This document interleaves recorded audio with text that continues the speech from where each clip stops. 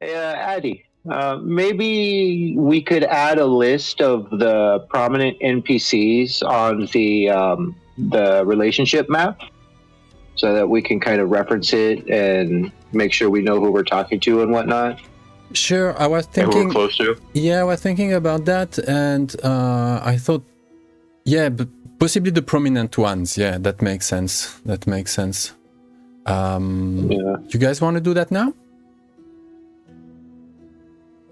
Sure. I mean, having a list to reference somewhere would help us remember who's who. Yeah, that's why I had created this Pushtas fauna entry where there is a list of actually most of the guys you're supposed to have met or crossed path with. Oh yeah. Disregard what I said. You already did it on another map. Yeah, I totally forgot about that one. I wouldn't be. I couldn't know like which one. But let's talk about.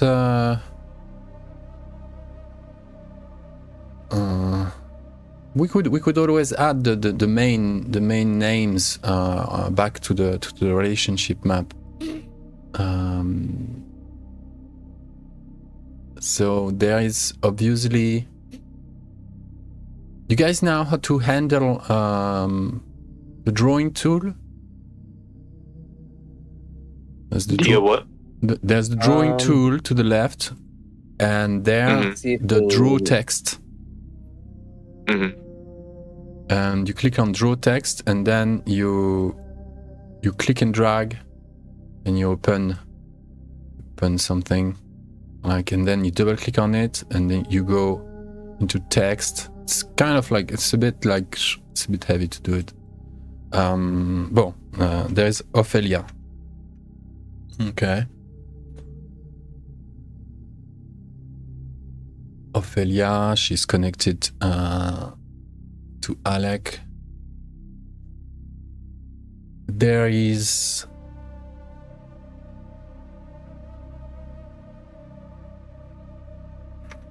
Moira.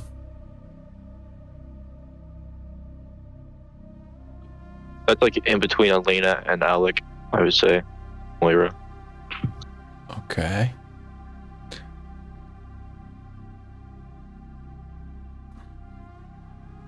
There is her bodyguard, the Tête Brûlée guy, finger crossed.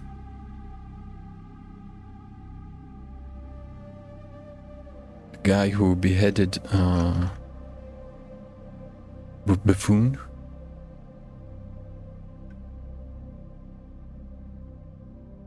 He was trying to get in Victor's face, wasn't he? Last session? Yeah. Not. I can't remember. Not directly as such, but he's always the ready for just her pinky to go up, and he'll make a move like the dog I like to call him. There is the remaining Shadow Lord, who had some kind of role to play in the mood. This guy, Altar on Fire. Altar on Fire. He was the Truth Catcher, the Master of Challenge. Yeah, Master of Challenge. Altar on Fire. I might take Johan as a freaking touchstone at this point. He's my guy. But the thing with touchstones is that they're supposed to be the game mechanic wants them to be mortals. They are your touchstone they're your anchor with the mortal world. They are the humanity, sort of like connection. So we're going to have to go out into the world and socialize. I'm gonna get married. Yeah. Care about. Okay, all right. That's an option. You could socialize a little bit first before getting married, but Nah, we're good. you could take it that Marry far. stripper. All right. Yeah. There you go. Is Johan with a J or a Y? J. J. There is this guy marked by destiny, who took possession of the mouth of infinity, Cairn. This guy is from the I'll put it more near Lukas. It's the guy you had the silver ingot challenge with. He's part of the crew now. He's in. He survived. Hello.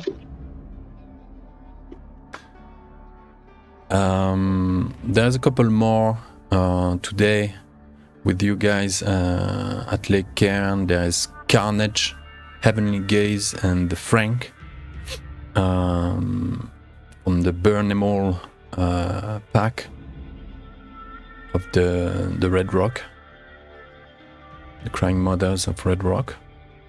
So those three we have not really, had nothing really meaningful going on with them.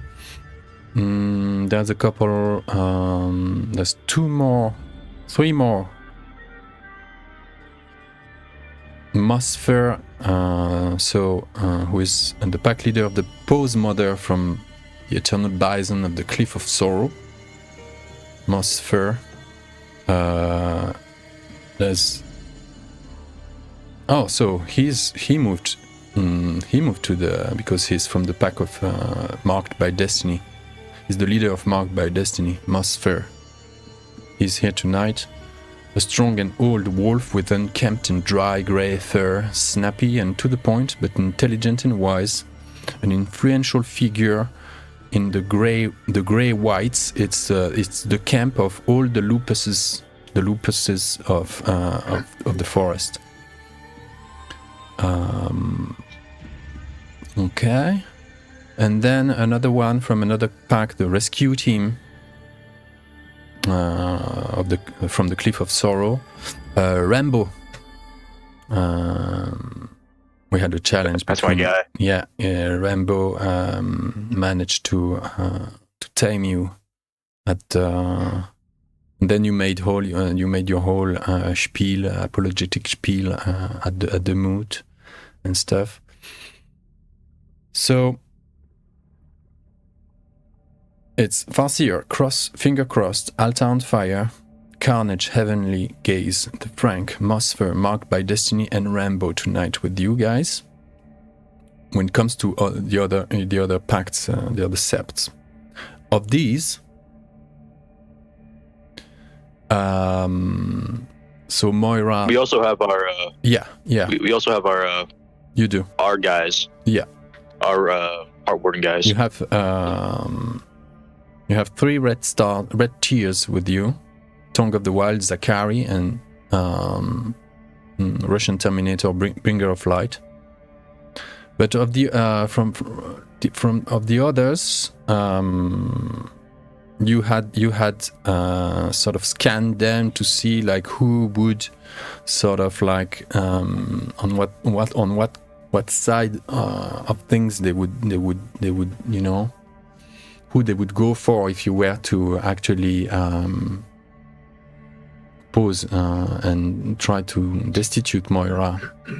Well, she's not, she's the self-declared, leader of Pushta itself, but she politically she has power over her own pack, and that should be it. But she's acting as if she was the overall tyrant, the arch leader. So there's, of course she would be on her own side. Finger crossed is with her. Altar on Fire is with her, the Philodox Shadow Lord.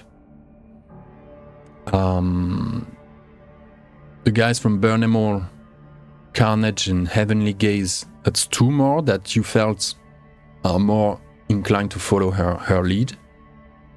But one from the Burnemore, an Arun Gale Stalker, the Frank, seemed to be on the fence. Then we have Mossfer, this old unkempt grey lupus. Mossfer, and Marked by Destiny, who both moved to the Mouth of Infinity, seemed as well to be on the fence. There's something about them that makes you feel that you could have them at your side. And Rambo, the rescue team, the Arun, another Gale Stalker. Rambo as well is on the fence. Because you see, I think that you earned, in fact, Rambo's respect. Alek earned Rambo's respect, I think, by doing what he did, and even losing the challenge against him. The way you responded after, the way Alek responded, did this apology and stuff. So that's to summarize. That's on Moira's side, including Moira 1, 2, 3, 4, 5, and 1, 2, 3, 4 on the fence. 4 plus your three unicorn guys, your 3 children of Gaia. That's 7. Plus you 2 here. At the moment, that's 9 against 5. Thing is that possibly as long as she holds the bison's horn, she has quite the leverage. Well, where we left off, it was Victor was holding her like a hug, and then Alek was like, and Crino was like right above her, going like ah. Yeah. And that exact voice too. Yeah, and Victor, had just leaped between the two of you. Managed to sort of get inside, like plant a seed or remind her and everyone else about some kind of like priorities, and there is this moment. She's just frigid. She's just like a stick. And then she sort of like shudders and sort of like to signify just let go, like now, like enough, like not a child, whatever, Bringer of Light, Russian Terminator, is everyone has like sort of like closed in, like the room is like there's a really close circle on the 3 of you. How I guess let's start with that question. How is Alek dealing with his rage? Freeze. Plus composure or resolve in superficial willpower, and +1 for everyone. +1 aggravated willpower. When you recover 1 aggravated, and you recover composure or resolve in superficial willpower. Right. So how is Alek? Because you guys gonna need those fucking... You burn through willpower points, you have no idea what you're doing, guys. How is Alek dealing with what just happened? You were going for the kill. Do you want to roll a composure plus resolve to decide, or do you know what Alek would do in character? Oh, gosh. Oh my gosh. Well, Victor's holding her. Are they still like in the embrace? Still in the hug? Well, I guess she just shuddered off. You know that he's hold, and I guess his speech had some kind of effect on you as well. I mean, you know.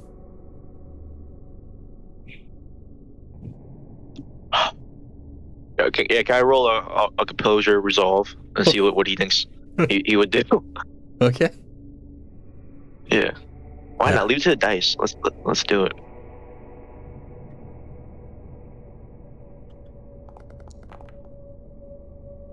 Two successes. I mean, it's enough. I guess 2 successes would be enough for him to at least swallow his pride, and if he intends to eliminate her, at least that's enough for you know, let it go for now. With 2 successes, you have the choice, but it's not enough to like, I still give you the choice. Do you want still to? I think he'll eventually, especially with Victor's speech, shift back into the Galabro, like come back down. So like walk up to her, and just as she's like still like shaking, like just take the horn off of her belt.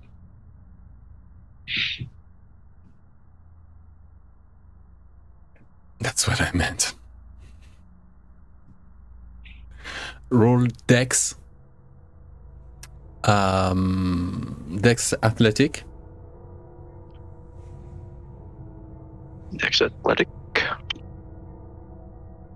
Could I possibly raging strike that, or no? No. No. No. You gotta ask. You gotta ask. There we go. I'll willpower that. Each. I'll reroll.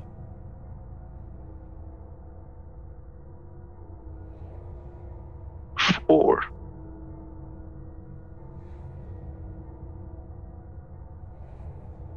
You grab it. She puts her hand on it. You snap it from her belt. She keeps hold of it. And the horn is in both hands. Both your hand and her hand. She's in Glabro too. Please let go. It's over. It's only started. And you don't even know what you would do with it. I have no idea how to use it. And I'm afraid to say, it's dedicated to me. You just cannot activate it. Let go, I don't kiddo. want to activate it. You're too young anyway to use such a power. And it would be wasted. Let go now. Finger crossed steps forward. Bringer of Light steps forward. Altar on Fire snaps a snarly, smirk. The Gate of Wolves, Burn Them All, guys. Carnage and Heavenly Gaze step forward.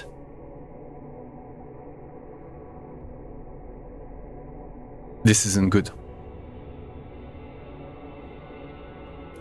This is when everyone hears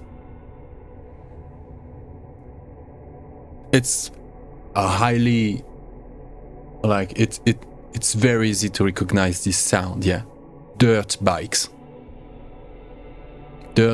engines.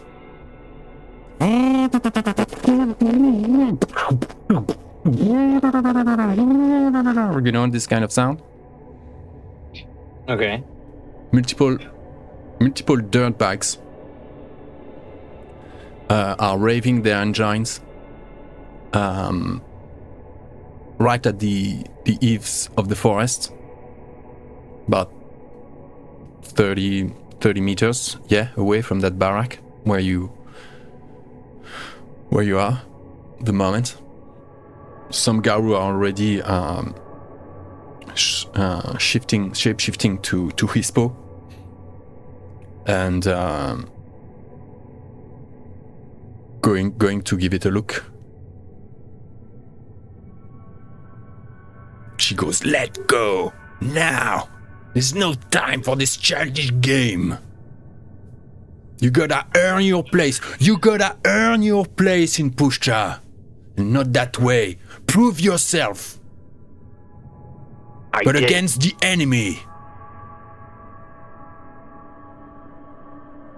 You're a Silver Fang, you should know that. Honor and glory? Oh yeah. My honor demands I don't let you blow that horn.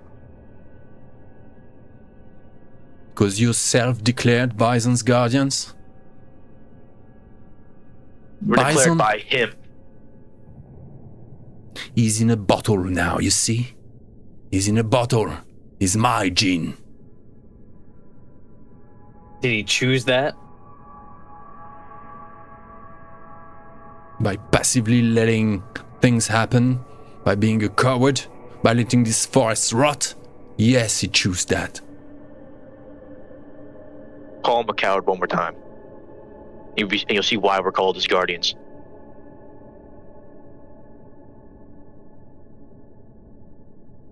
You kiddo, you go out there. Go prove your worth. You don't give me orders. You're not in charge of Pushka. No one made you queen. Helbrecht is king. Or what's his name? Albrecht. Albrecht. Albrecht is king. Not you. Your king. I think it is a derelict piece of shit that just let dissent and conspiracy. Hey. Then go challenge him for it, huh? If you're so much better than him. Or are you too scared? You're just an old woman who's given up on the fight, who let her rage and sadness consume her. You're a disgrace to our ancestors. Okay, we don't have time for any of this. You hear howls. You hear howls coming, mixing up with the dirt bikes, raving engines. I think the Burn Them All and the Pose Mother and the rescue team are exiting. Their thirst for action, their thirst for actually digging into actual worm's flesh is what matters to them. So that 6 Garou have shapeshifted to Hispo and are now exiting the barrack. Moira makes eye contact with Finger Crossed, who just take one more step towards you. Bringoff takes one more step towards you. Yagel in this great wolf, the grandfather wolf's body. Yagel starts to growl at Finger Crossed. And Altar on Fire just take a couple steps back and starts to shout, "Enough, people! Enough of that! Have you forgotten why we're here?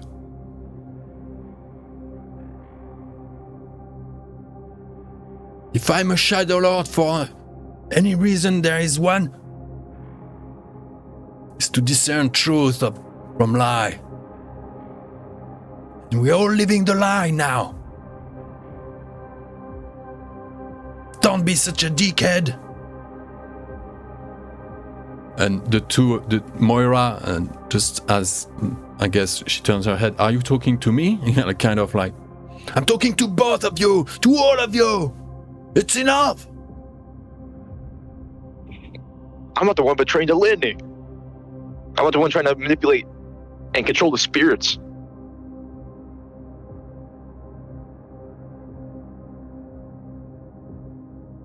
What is that horn even supposed to do? Do you know what it'll do? Altar on Fire continues.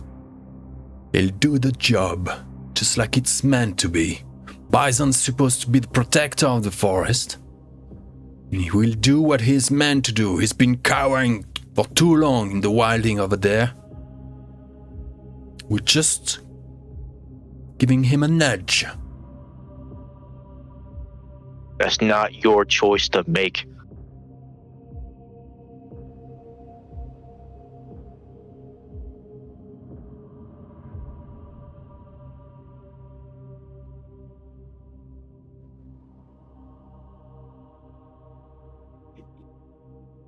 I am not letting go. And she I'm tries willing to die for this. Are you? She tried to rip the horn from your hand. Roll strength brawl. The guy raging strike a brawl attack. No, not this one. This is not an attack. This is just Iron Fist sort of like contest.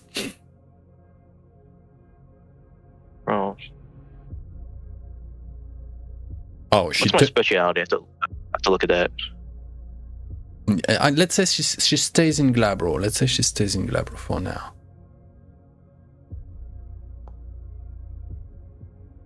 Oh no. I'm fumbling. No. 8 successes. Ooh. You rip the horn from her hand. Ooh. She immediately turns into Krynos. Ooh. She attacks. Round 2, maybe. Round 2. Finger cross, attacks. Altar on Fire steps back. Oh, God. All the others are gone.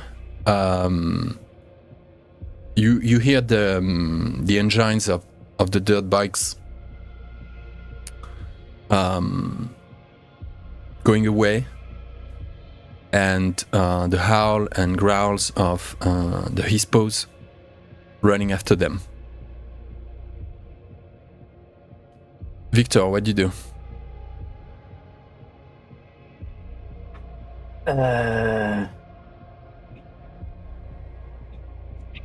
So, how outnumbered? Remind me again. How outnumbered is Alek? But it's not exactly well, there is Moira turning to Krynos, finger crossed, turning to Krynos. Altar on Fire stepping back, staying in Glabro. Meanwhile, the other 6 Garou have exited, but you're still with Yagel in the wolf's body, and with the 3 red tears. Tongue of the Wild, Zakarian, Bringer of Light. Yeah, we outnumbered them. Yeah, you do. There's basically 2 of them in Krynos now. I think Bringer of Lights had enough. He turns to Krynos as well, and is going to engage finger crossed.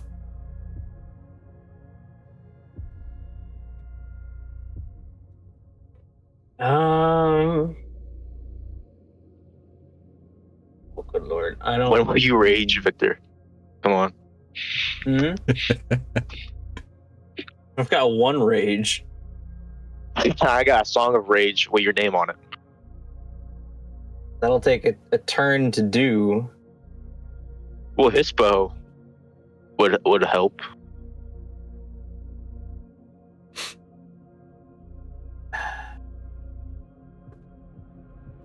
All right, you lose the turn. No. I think that's where Viktor is at. Fair enough. He seems on the fence. He seems unsure, and he's standing back, torn between the two sides and the dirt bikes. Amongst other things, amongst other confusing things, was the stand of Altar on Fire. It seems sort of like to play sort of like two games at once, and not directly like, you know, fighting for Moira's cause, but sort of like wanting to diffuse the whole thing. So I don't know if that contributed to your to your stance at the moment. So finger crossed, brawling with Bringer of Light, and Zachary and Tongue of the Wild. I think that three Krynos against one. Renown 5. Your 3 red tiers have renown 5, 4, and 4. Finger crossed is renown 5. Town Fire steps back. Moira, she's all in on you. And you. So you were back into Hispo in Glabro, yeah, Alek? Mm-hmm. Now she's in Krynos, charging at you. You have the... what do you do of the horn? Are you shifting now? I'm going to... I was gonna say, I don't know if I could do like all of this, if it would count as an action, just like the quick like toss it to Viktor, and then shift Krynos and go at her. I don't know if that'd be like a free action, just to be like a little bit like alley-oop. Yeah. I want a dex athletic on that. I want a dex athletics on the passing of the horn. Would that be free though? Would that free action or no? That will be a free action, but shape-shifting and attacking the same turn will be a will give you a -2 on your attack. Yeah, but I still want to know if the horn lands. Yeah, almost good. A brutal. Oh. Doesn't go through the window. I just like hit her in the face with it in the leg. Do I need to roll to catch it? No. He was accurate. Good pass. You know, it's always the fault of the one who passes. A good pass is always receptionable. The horn just like goes like. You catch it. You have Bison himself in your hands. Lukas shapeshifts. Alek. Yeah, damn it. Your names. Alek shapeshifts. Brawl.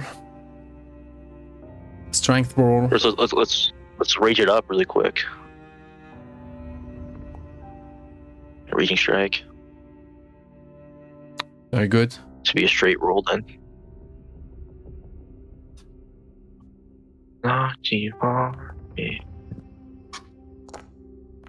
Eight. I'll willpower that.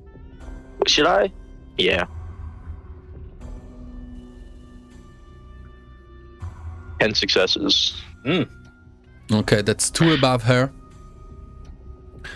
With close, that's 5 damage.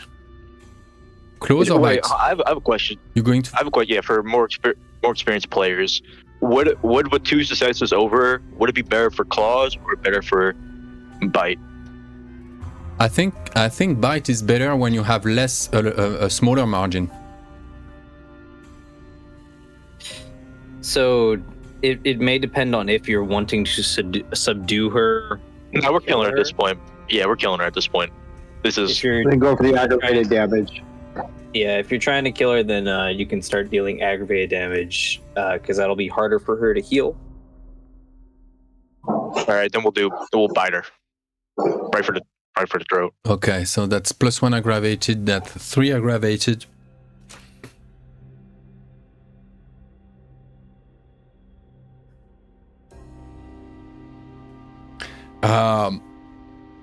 I think she probably she's rushing. You toss the horn. She doesn't care. She's all in on you. Fully naked, by the way. Fully naked 14-year-old. This is Unstoppable. Yeah. unstoppable. And well, where'd you bite? Like her neck. I guess she goes like and makes she overreaches. You're below her. You bite her neck. There's bits of flesh ligaments that break.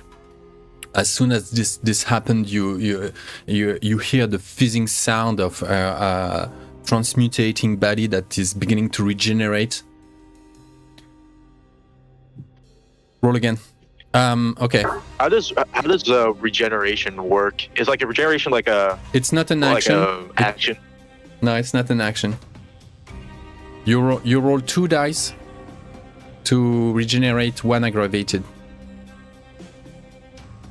All right, so yeah, I'll just raging strike it. I'll rage it up.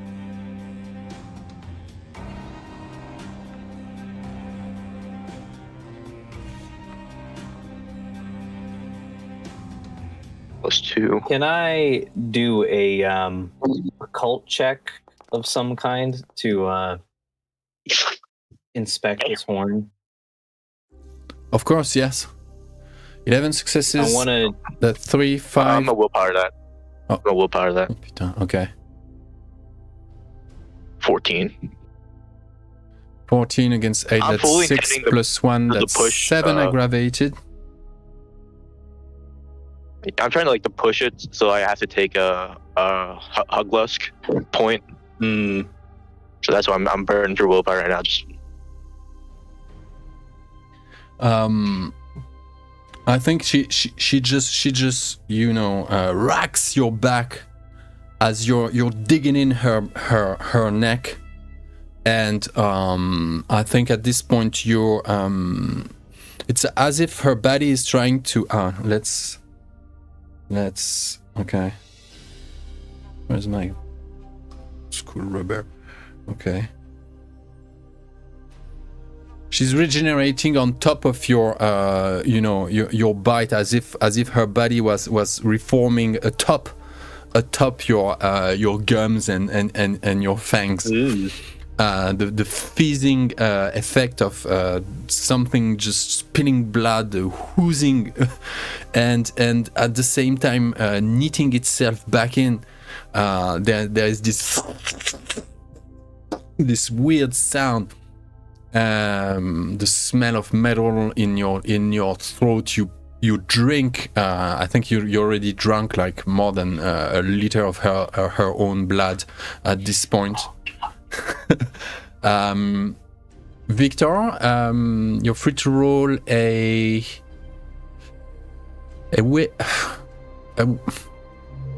what you're going with intuition, or you're going with knowledge? What? Witness or intelligence, occult? I want to try and figure out what will happen if I blow the horn and what will happen if I smash the horn, because I don't want to kill Bison. Okay. But Viktor is very new to the Garou world. Mm-hmm. He has a little bit of knowledge of the Umbra and stuff, but he's not a theurge. He hasn't traveled Umbra. He hasn't spoken with many spirits. Yeah, though then it's intelligence occult. is that a good roll for you? No, Oh god. not at all. In the meantime, Bringer of Light, Zachary, Tongue of the Wild have dismembered, finger crossed. Yeah. Oh god. Total failure. Okay. Reroll. 3. 3 Okay, successes. 3 successes. Okay. Finger crossed is no more. separate parts of his body are regenerating on their own for a moment, but they don't connect. And the three children of Gaia Krynos make sure that those parts are spread far from each other. Moira's bodyguard doggy is no more.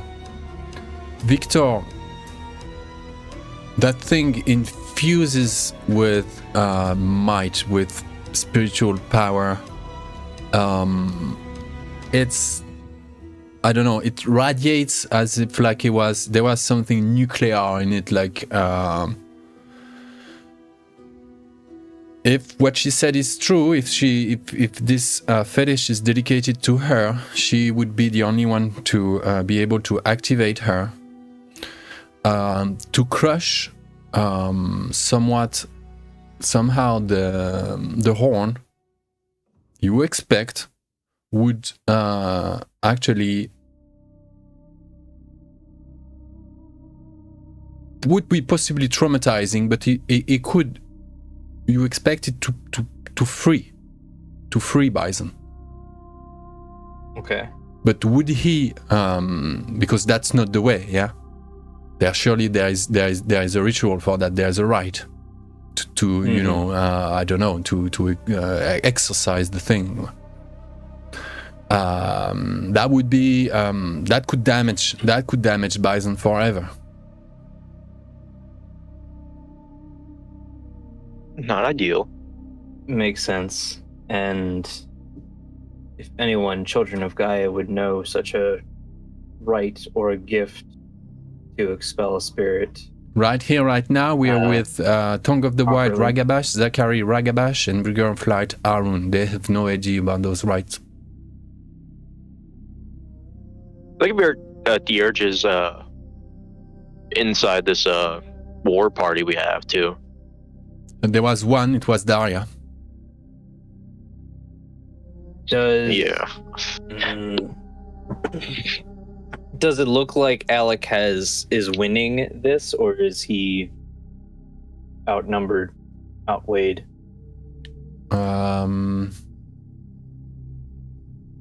Alek is in full health. And her head is nearly coming off at this point.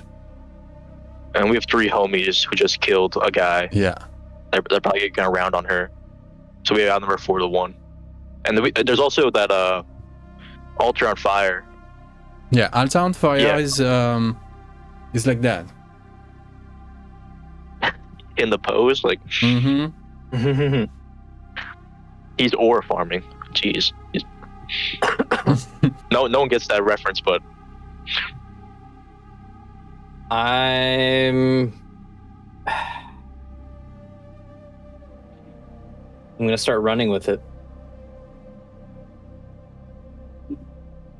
With the I'm horn? gonna start running away with the horn. Okay. are you going in the direction of the rest of the party, or are you going like a different direction? Yeah, where to? Yeah, the direction I heard the motorbikes and Hispo going. Okay.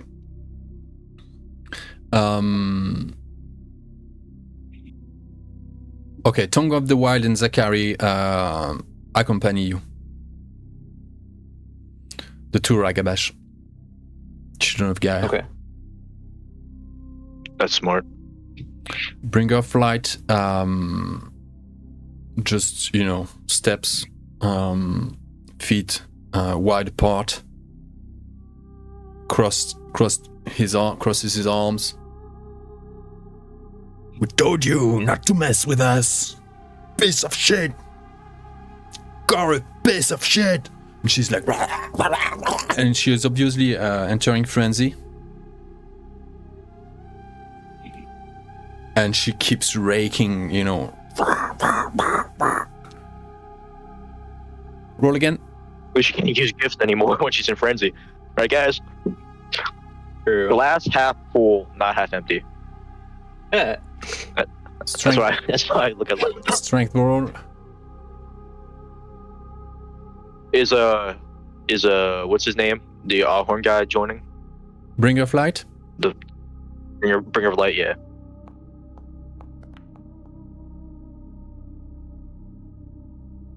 Or is he letting me handle it myself? Oh yeah. He's just insulting her. Watching from up, top of you. I mean, our other Arun guy. Wait, bringer of Yeah, him. altar of fire and bringer of light. I'm getting confused. Altar Fire is the Philodox Shadow Lord. Part of the Pushta's Vanguard, Moira's pack. Bringer of Light is your Arun, Children of Gaia, of the Red Tears. 8 successes. And is he also attacking her? No. Like I said, he's just like feet wide apart, arms crossed, insulting Moira. But he came out of Krynos after they killed Fingers Crossed. Yeah, I guess he's back to Glabro. Labro or something. Yeah. If that's not enough, I'll willpower it up. Just tell me. This is not enough, no. Alright, so I'm gonna take a Huglusk. Ooh. And how much willpower does that give me back? All of it? All of it, yeah. Give me a Huglusk. That clears the slate. A sheet. Alright, here we go. Yep. Huglusk. Give me all my willpower back, baby. I'm fresh now. Shit. Suddenly willpowered up. Tell me why. Oh, shit, never mind. That was useless. Oh. Okay. You will help. You will take 3. That means 2 superficial. 2 superficial. As your back, the back of the fur on all your back is gone, and she's tormenting that part of your body. Victor, hit me somewhere else, cheat. Victor, you're accompanied by Tongue of the Wild and Zachary. Those 2 Russian ragabash. You exit the compound. This miserable barrack, sitting near the dam, and you hear those motorbikes and the howls of the Hispo, the Pushcha connection. There is a hunt going.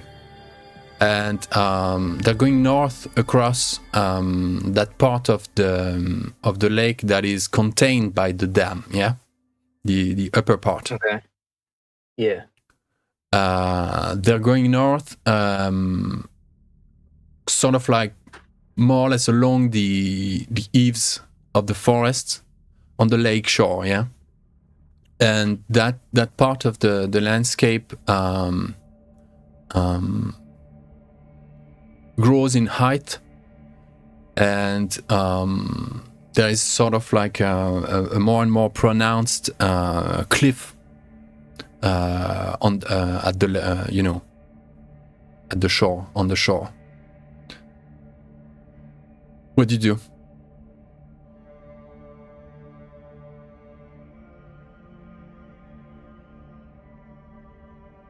Do I?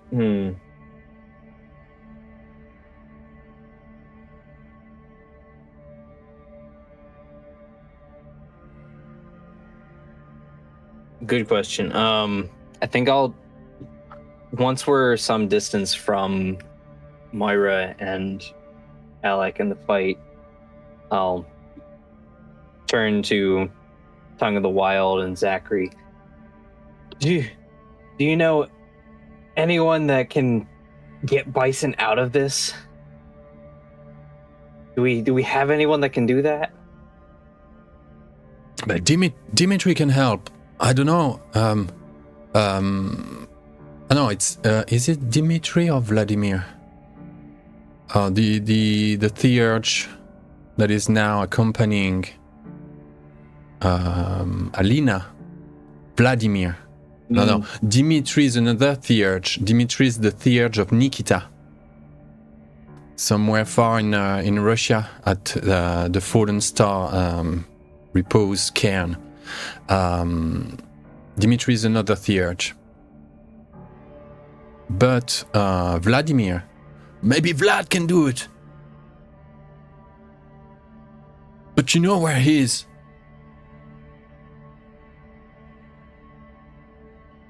Come on, there's no time. Let's catch these bastards. Whatever they are. Wherever. Whoever they are.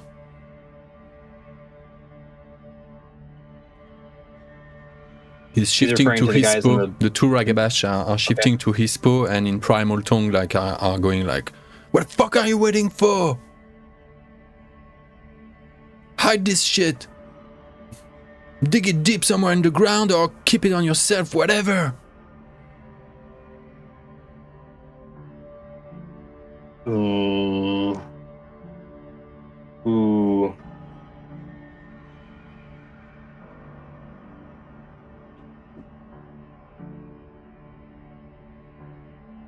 I'll keep it on me at the moment. And just run with them. I'm not gonna risk Hispo at the moment because I'm only at 1 rage. And you're Glabro now, yeah? Yeah, I'm still Glabro. Yeah, it's good. Well, you can still... you have a... yeah, cool. You came up with a picture. You guys see? Yeah, I've had a picture for him for a while, but I didn't realize I could add it. With the crane. You know that this is the sign of the crane, yeah? This, the peace and love. It's a Japanese. Yeah. Yeah. Cool. Can't believe it. Awesome. Okay, so you keep it on yourself. I guess to run. The last thing I want to do is lose it. Yeah. I think to run at full speed, I don't know if you have like a. Maybe you can buckle it. I don't know. Like there's, let's say you attach it to at your belt. You know, there's still the the buckle was probably ripped. Yeah. You are wearing like the pants you said you took from a soldier or a guard. Yeah. Yeah. Yeah. You just have the pants. Yeah. You're barefoot and topless. Yeah. Yeah. Or you have this. Probably very cold, but. Or in Glabro, you know, no bother. Yeah, so there's probably a knuckle on the on those military trousers, and that thing the horn can dangle at your side while you run your heart off towards those. They have a lot of pockets. That you could like secure, put something in. It's huge, huh? How big is this horn? Yeah, how big is the horn? Like a bison horn, like it's massive. Like an actual like bison's horn. An actual bison's horn. I always just believe like a small horn called bison's horn. No. That's how I was picturing it. An actual bison's horn.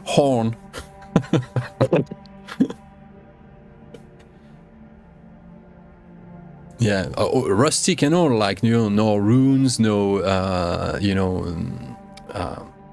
how do you call it in English, like this, no golden rim, no nothing, it's just like old school. No dormant? Yeah, there's another word. Okay. Well, either way, I'm just going to carry it and run, because I don't want to lose it, or... especially for it to get found and taken by whatever these people are. Okay. I think these dirt bike people might be the Lake-caern people. Cause you said there was wolves. Like as the dirt bikes were approaching, there was wolf howls around them, and that was before we left the building. Yeah.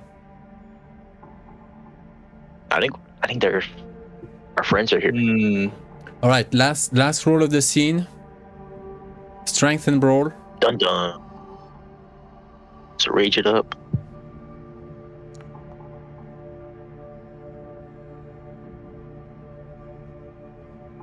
Strength. Full strength.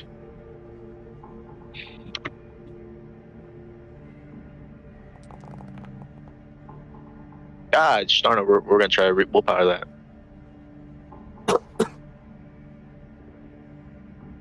Oh, brutal! Yeah, 7 plus a brutal.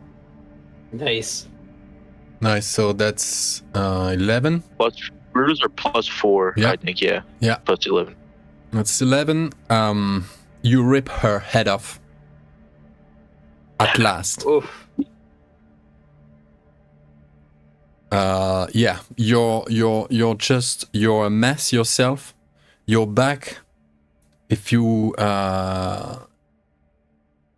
you want to, your back will knit itself. Knit itself back. You had only 2 Superficial, yeah. 2 superficial, so you can roll 1 die to remove. I know it's gonna be in Krynos.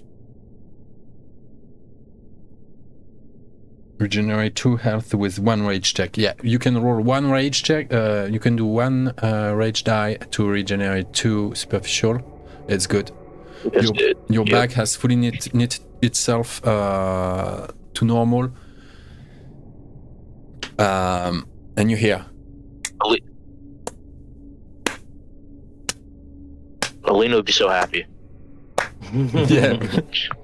Altar on Fire is clapping. So come out, Krynos. You go back to Glabro. Glabro? Okay. Cost you 1 rage. Ooh, you lose the wolf? Oh. Well, I wasn't in frenzy though. I thought I should go back to 1 rage. No, you were not in frenzy. Did we say that? No, I thought you only lose the rage, or you only lose the wolf when you come out of frenzy. I thought you just go back to 1 rage when you leave Krynos.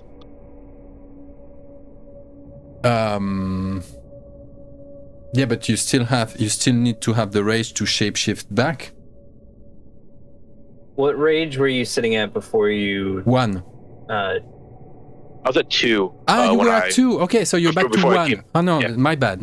Yeah. I was too happy to see that happening. Sorry, it's such a bad GM. Such a mean. Praying on my downfall, Addy. Jeez. Brilliant. Yeah, and that's it. Altar on Fire is clapping with a good, nice, old school snarl. Smirk.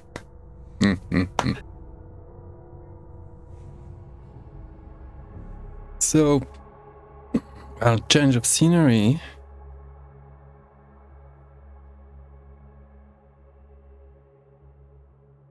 The glade of the heart of the forest in the Umbra. At this point in time, is this small, frozen, somewhat echoey, chilly place.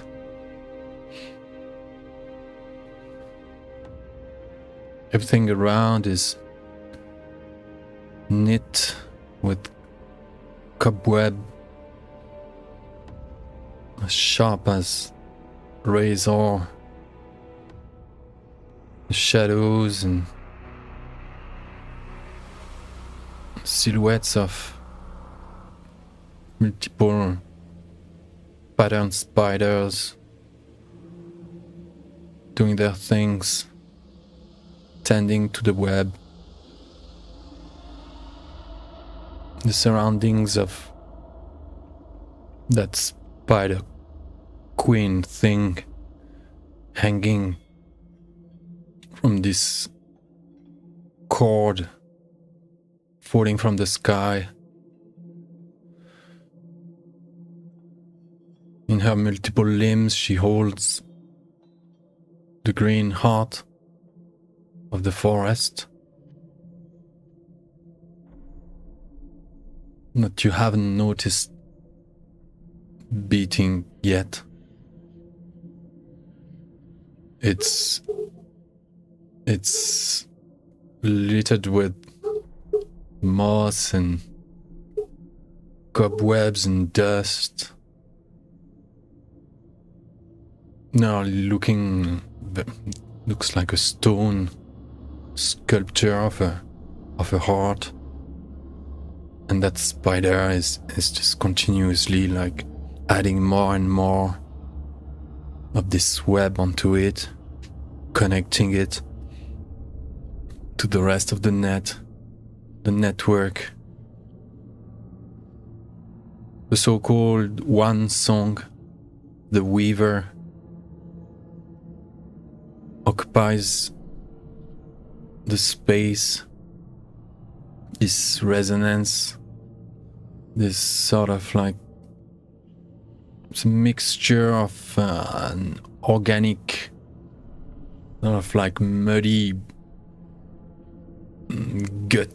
gutty, you know, like weird, disgusting sound mixed with this half electronic succession of one and zeros.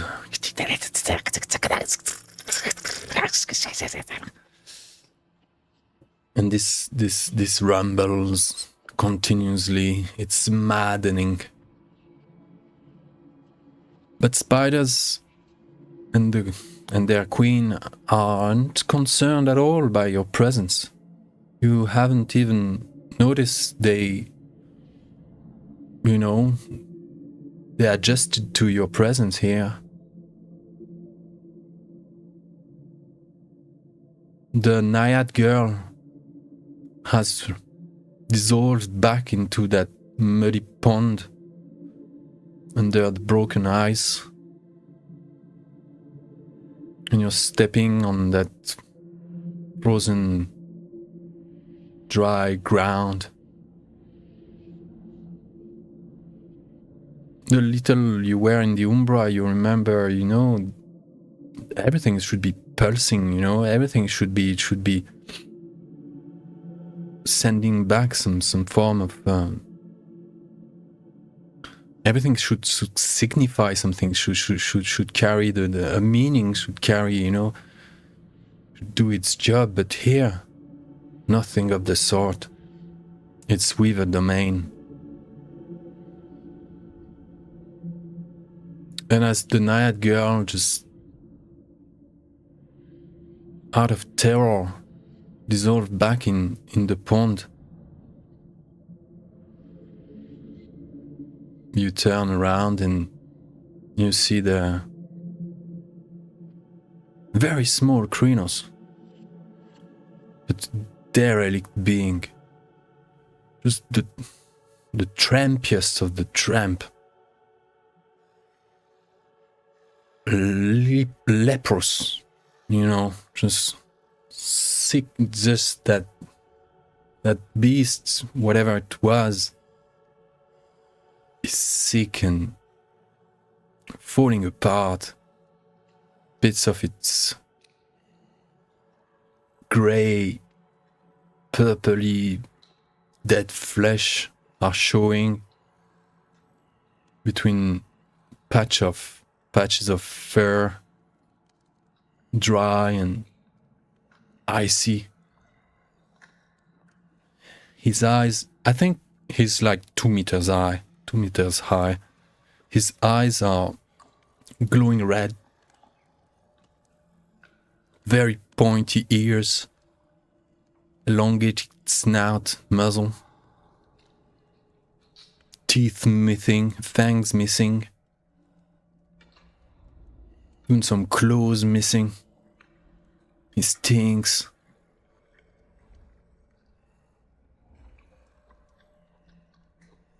Those malignant trees that were lurking and intimidating you for a moment are making room for him to approach. Johan in lupus form, and Cat in hermit form are at your side, and Alyosha in hermit form. Alyosha, that Children of Gaia Philodox, 6.6 high, Russian beauty, blonde. They're all like very focused on that presence approaching.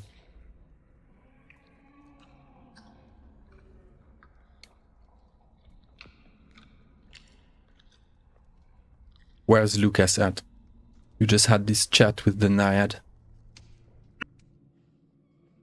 This derelict Krynos approaches up to 10 meters and stands still.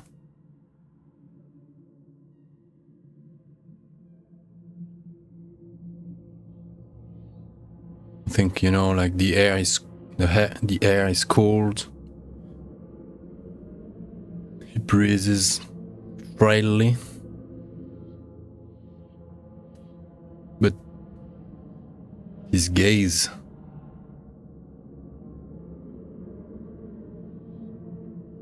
that gaze is just not normal, of course. Not even mentioning the state of his body or whatever it is that's left of him.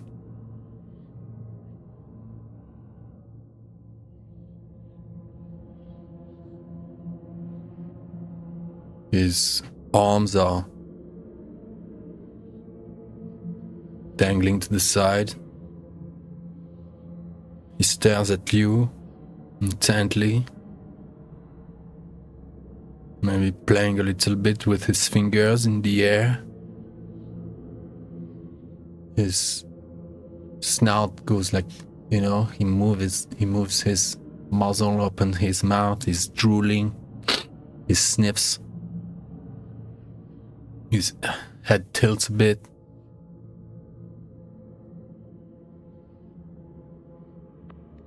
He appraises you like that. Take a couple of steps forward. And who are you? Why are you here?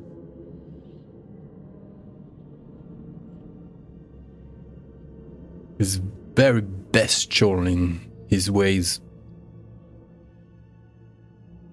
And sort of like a bit of snappy maniacy. He takes a couple more steps.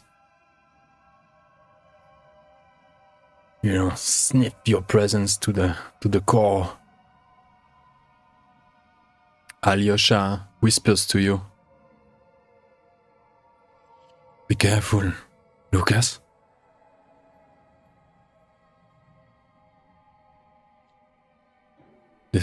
This, whatever it is,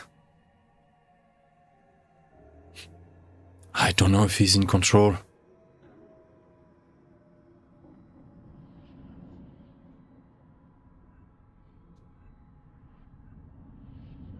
Johan, in his paw, begins to growl and moves forward to stand in between and make a point, you know. And the long continuous growl goes from Johan in his paw. It will step forward with Johan. This is the heart of the forest. You're not welcome here, and neither is that. Point our snout at the spider spirit. Neither what? Neither you or that, and we'll motion to the spider spirit, are welcome here.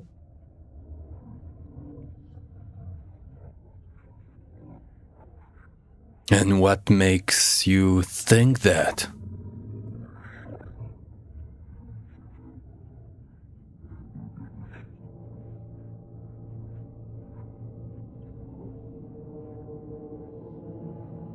My pack and I, we know this. We don't think this.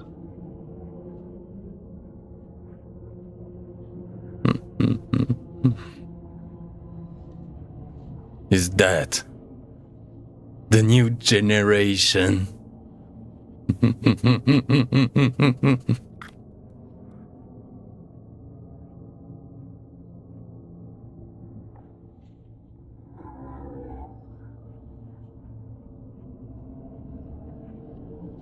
Okay, I don't think I'm being clear enough. You two can either leave on your own 2 feet, or you can leave in a pine box. Make your choice. Are you always 20 years late?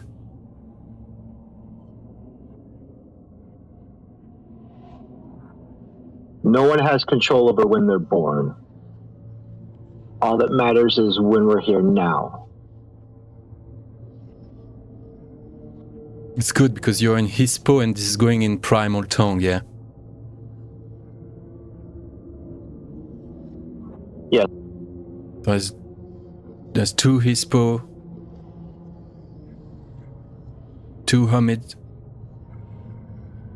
facing a Krynos.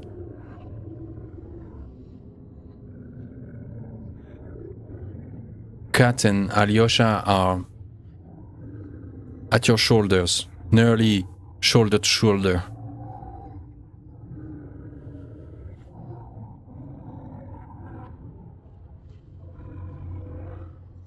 And Alyosha addresses that being, that Krynos.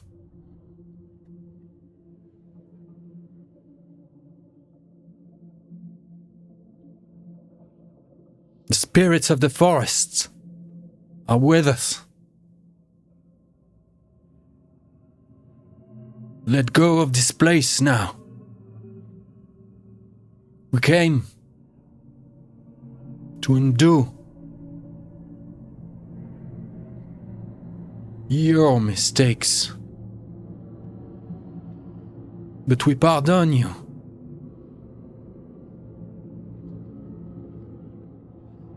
You have a place. We respect it. We all part of biodiversity. But that role you played for all this uncountable year is not needed anymore. Stand down.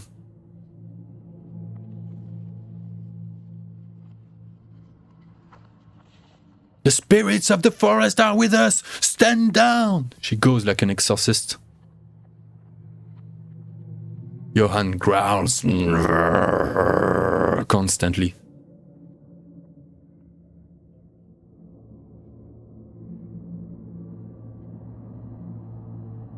The Krynos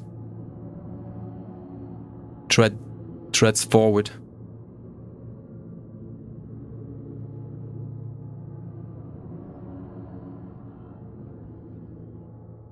Kneels down toward Johan.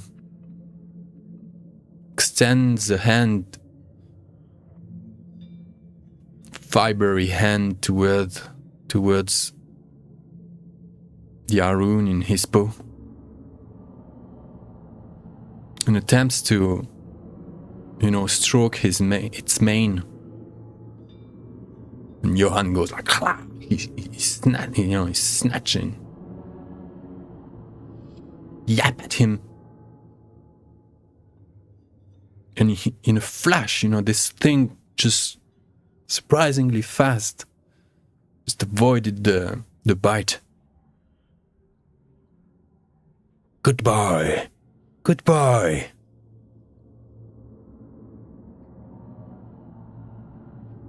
What are you? Who are you? And Johan in his paw goes, I'm the son of Grandfather Wolf. This is my land. This is my territory. I was born here.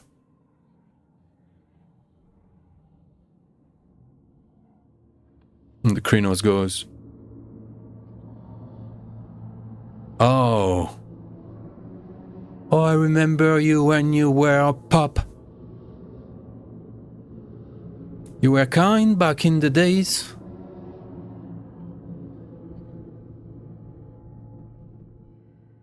Youngsters like you are of no consequence. Go back to your wild wolf pack.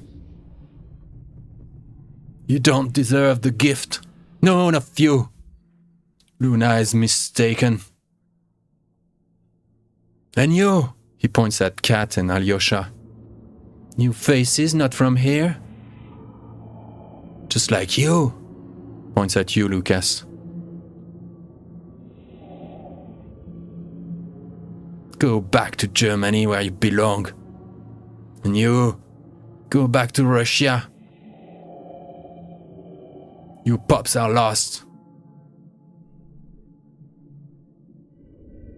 No, you are lost.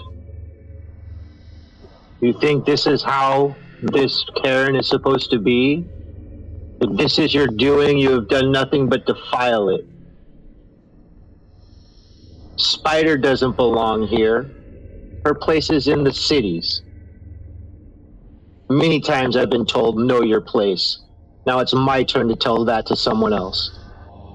And your place is not here.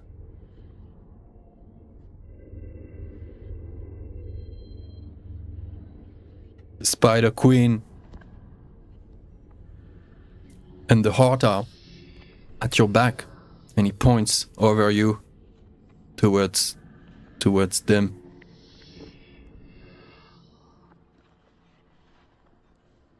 But you don't understand. The forest would be dead if not for what I had to do, what I did.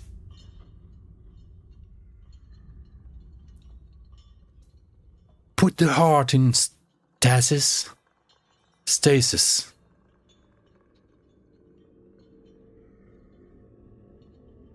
I did what was necessary. Just like Rat. This traitor had taught me.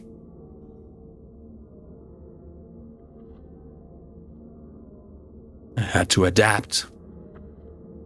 To save the forest. The heart was sick. But now, in the sweet slumber of Weaver's arm, it is safe. You call this safe? This. Look around. You call Rat a deceiver? You're crazy. You've lost the plot. You have no idea what's going on.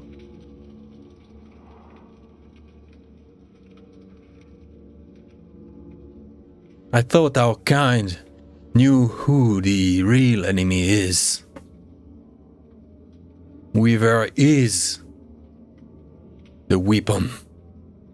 Weaver is the shield.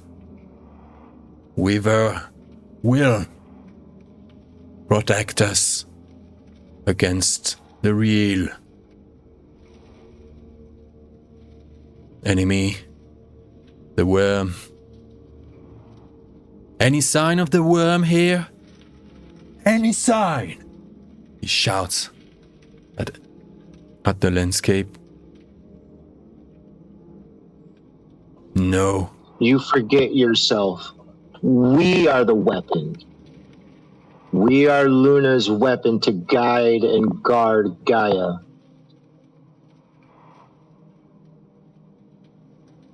Sure. But only a few are able to give their life to do the sacrifice, to do what's to be done.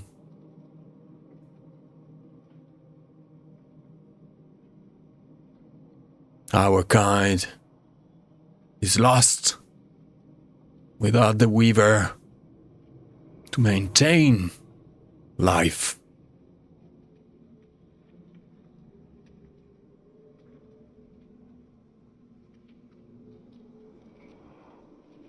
You're crazy.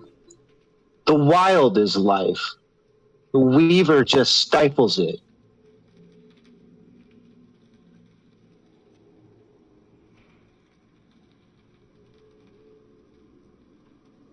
And Johan adds up in his paw in primal tongue. I don't know if a primal tongue can... Ah, but no, Johan is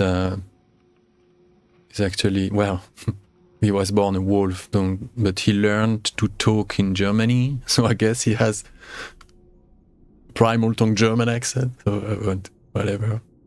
You have sold your soul to the wrong powers, little prick.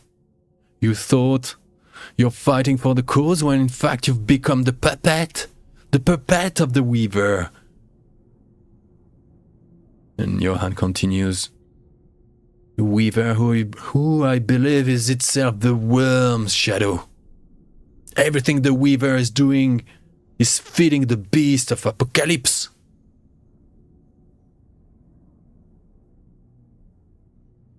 You are an agent of the worm. Admit it. And for that I shall recycle you. Or what's left of your pervert substance. Kneel. Show me that throat, that I may release you from the lie you've become, you monster.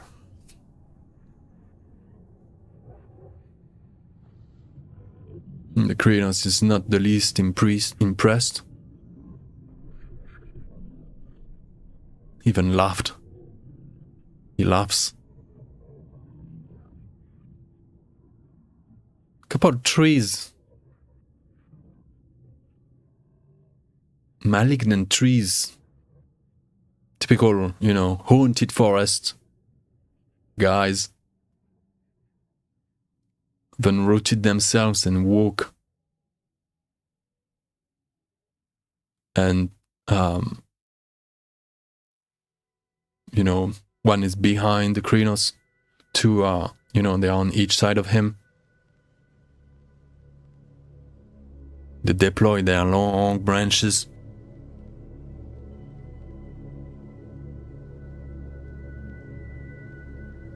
And the Krynos goes, but all is well. Now look, all is quiet, no war, no conflict anymore. I did what had to be done, now we are all safe. The Weaver is taking care of it all, it is so quiet, so peaceful now.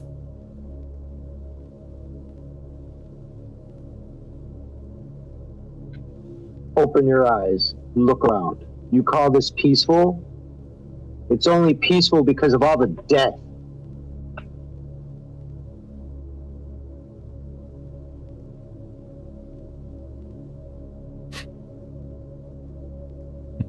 I only adapted, little one.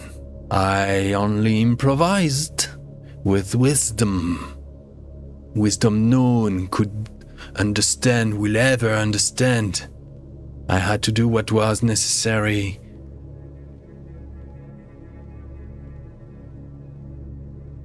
We were losing. It was a mistake.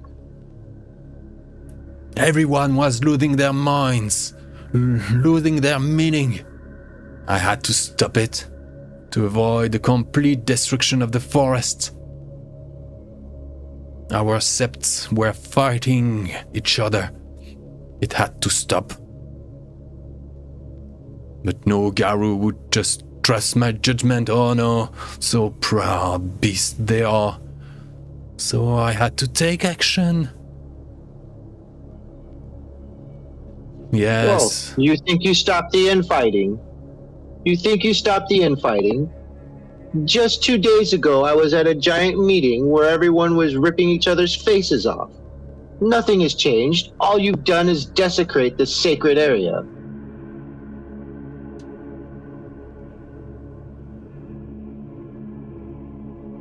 The world is ending.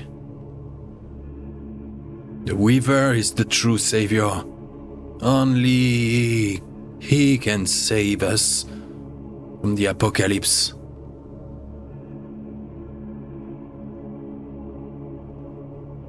I made a deal with the spider. Say? The world might be ending, but not this day.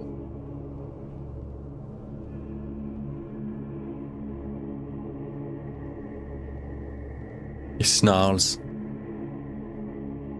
Spits. Stuff is drooling from his snout and muzzle.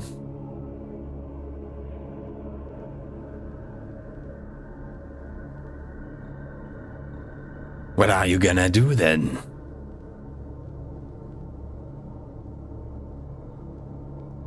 I already told you. Take your Weaver and leave this place willingly, or we will remove you from this place. Bison is back, and we are Bison's guardians, and we reclaim this Cairn in his name. Bison is dead. He has not showed up for ages. The forest needs protection. The Weaver can provide. Without it, No, Pushcha would we be will under... provide. The forest is under siege. You know it. Radiation, pollution, invasion, humanization.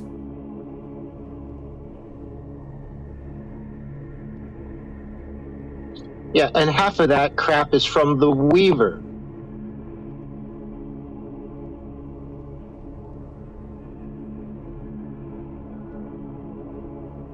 If it was not for this Spider Queen, the worm's minion would pour in and corrupt the forest to its core.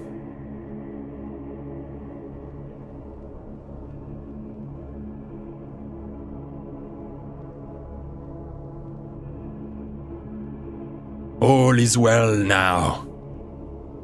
Leave, all of you. This is my domain. This is Weaver's domain.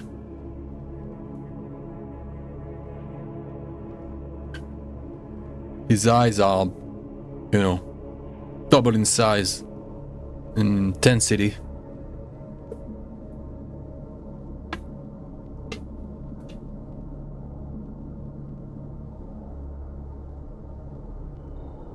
Leave! Okay. So we will stand up. I've told you twice. I won't tell you again. This is our Karen.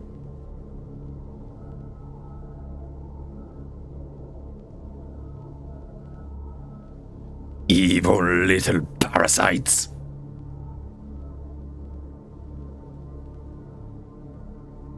You think things belong to you? You're mortal, just like anything else. Just because you can regenerate a couple scratches doesn't make you gods. Kneel before your god. Turn around. Face the queen.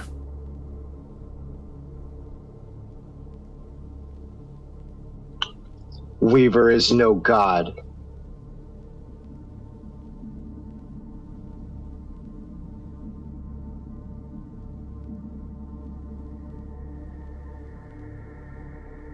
Johan can barely contain himself anymore. The Arun, Lupus, Arun, get a wolf.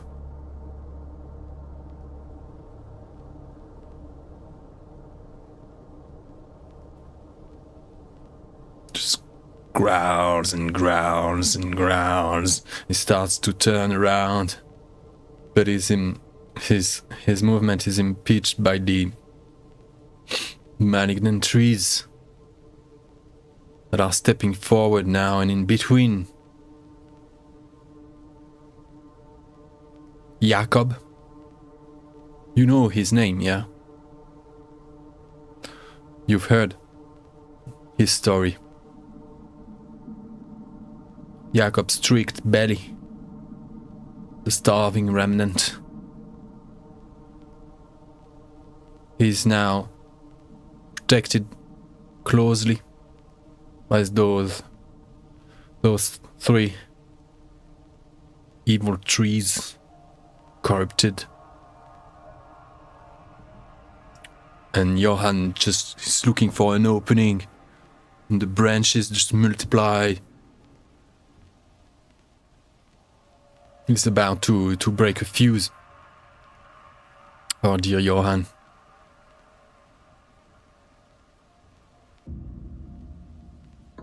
Yeah, I'm thinking I agree with Johan. The time for work is over.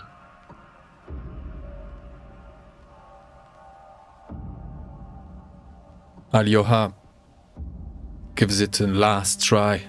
We implore you, she goes. From the depth of her heart, you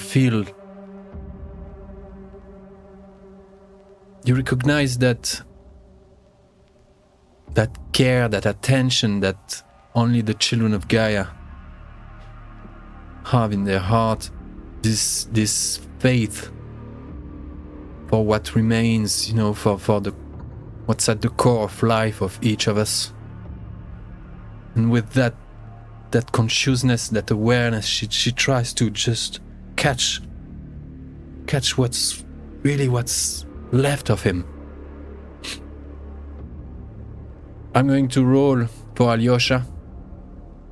She's going to use ancestral conviction against Jakob.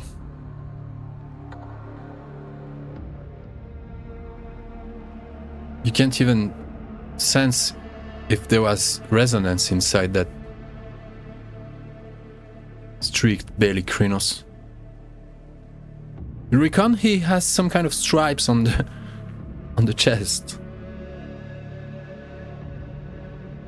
With so many scars and wounds and open wounds that wouldn't know where his nickname comes from. But you don't sense, you can't feel that there is an echo, that Alyosha's true sense of unity is reaching.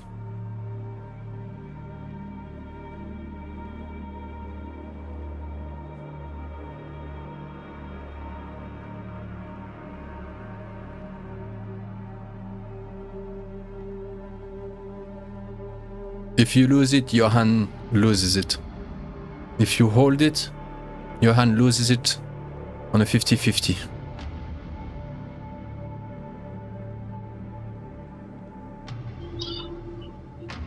We don't lose it, but Lukas is done talking. He's already made his case, and if this guy isn't going to listen, they'll have to listen to his teeth and claws.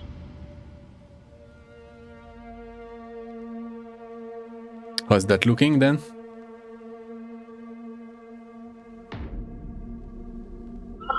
We'll charge straight at him and shove him into one of his tree buddies. Shove him onto a tree.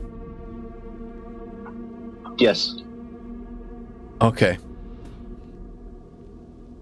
As soon as just you shapeshift. Yes, we went to Krynos. You did. Good. As soon as you do that, Johan shapeshifts as well. Kat and Alyosha shapeshifts to Hispo for now. And as soon as the beasts manifest their new form and charge forward, the trees with their moving roots moving branches attack as well. Try to grab, those roots that jump towards those werewolf rushing. The roots trying to ensnare them and you.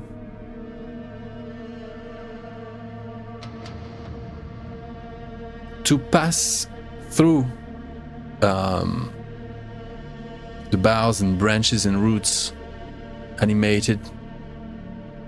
But yeah, you'll have to roll a pretty decent, like to just bypass them. Yeah, you'll have to roll pretty decent dex athletic.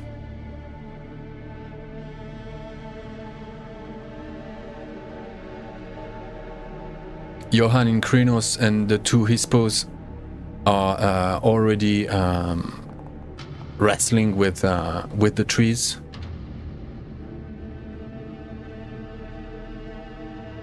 Do you want to push? That's not enough. Good.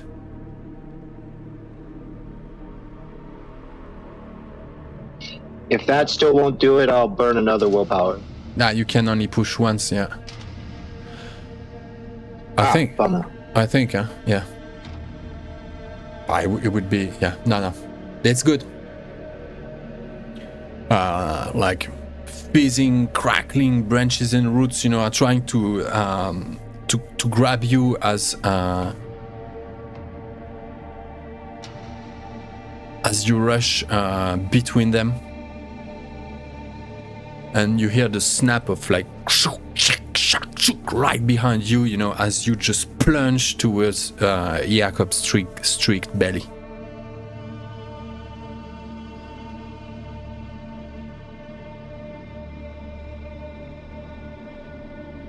What's your first move on him?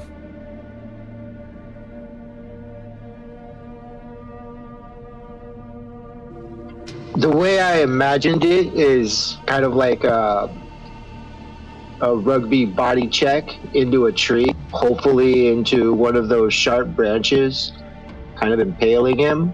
It might be a little much to hope for, but that was the idea. Okay.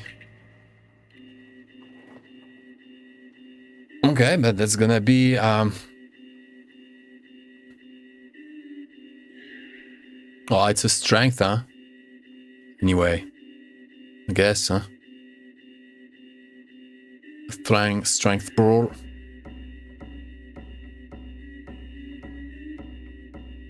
Like I said, he's exceptionally fast and reactive. That's an amazing roll. Yeah, but the beast saw which way he was going and cut him off, slams into him.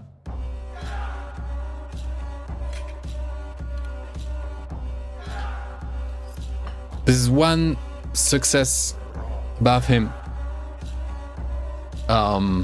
That's not enough to take hold of him or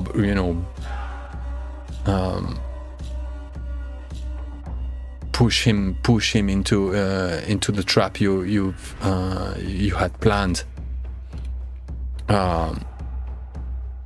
He just recoils and swings back at you. That's still something. So I guess it's going to be it's like a blunt attack. +1 superficial. It's gonna inflict him 1 superficial. Okay, let's go.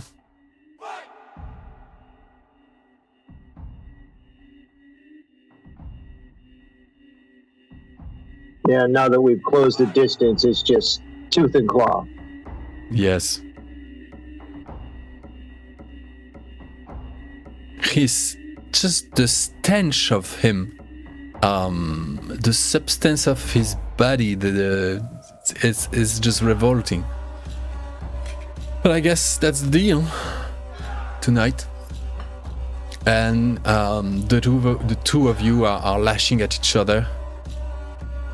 Meanwhile, Kat, Alyosha, and Johan are struggling against malignant trees. Roll again.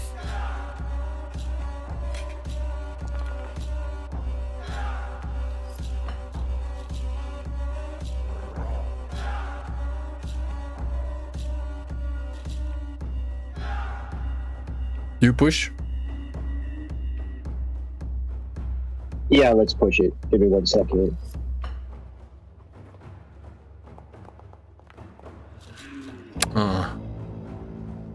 Oh, you've got only 2 willpower left? Oh yeah, you were quite already stunned by the... Oh no, I only had 2 dice. I only had 2 dice. Oh no, that I one see. already Yeah, no. successful. I mean, no. That's another game. So that's 5. Okay. That only re-rolled 2. You still have 1 more. Well, I only He rerolled we had 2 dice that weren't successful. Yeah, he rerolled the fail. So that's 5 against 7.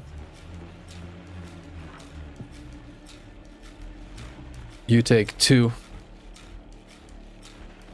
He'll go bite. You take 3 aggravated.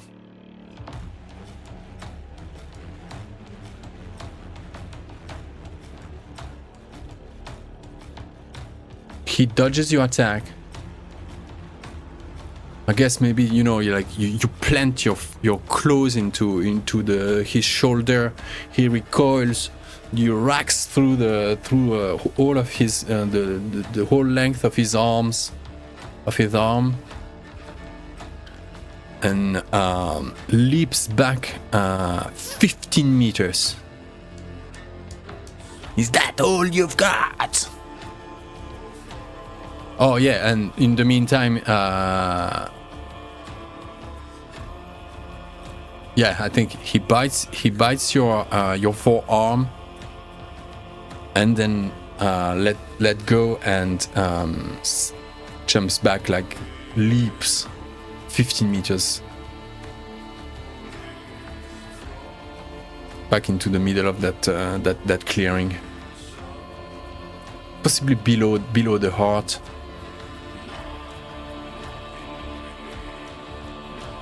Yeah, come here. Let me show you what I've got. He spits in rage and growls and just runs towards you.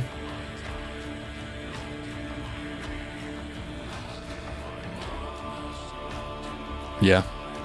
Okay, roll again. Oh shit.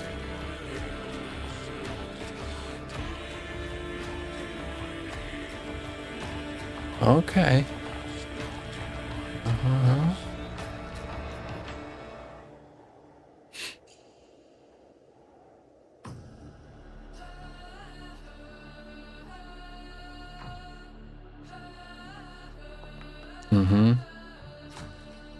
Okay.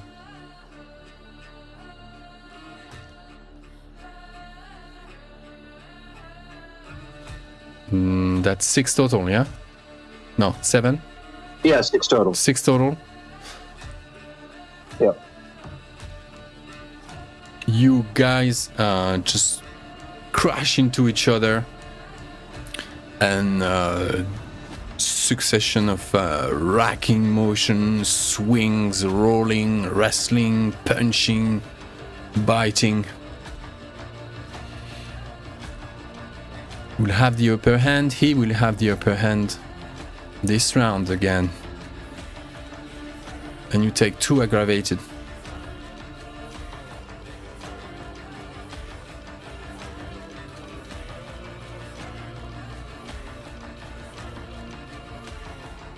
In the meantime, I think... Let me look at those malignant trees. Yeah, they'll be busy with the trees 1 more round. But those things are being chopped and, broken They are making good work of the trees, and help should be on its way soon. If you can survive one more round. Oh yeah, we're not giving up. You can always imagine it. for free. You can always regenerate in case you wanted to risk some rage. Yes, that's where we were going. Kind of like when you go in someone's mind for like an internal monologue. It's just a flash of all those people in the last 3 hours that is like, it's give up, it's worthless, there's no point, it's over, it's done. And no, it's not done. It's not gonna happen. If this is where Lukas has to end to make this Karen succeed, he will. And that's why he will take Harano to go to Rage 5. And then we'll try to regenerate. Nightly.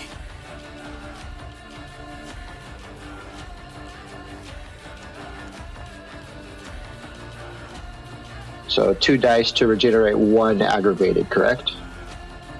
Yeah. So you do.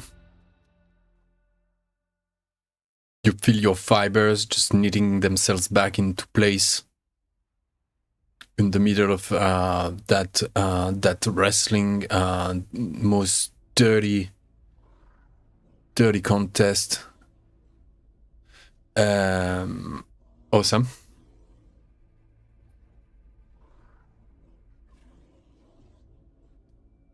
Broad and strength again.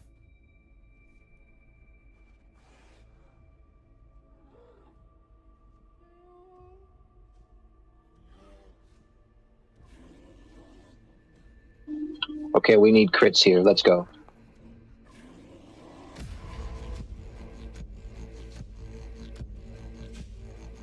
You already powered that. You both. So close. So close. Okay. That's 5. You'll take 3 aggravated as I think he gets hold of your thigh and bites off a large chunk of that part of your body and swallows it.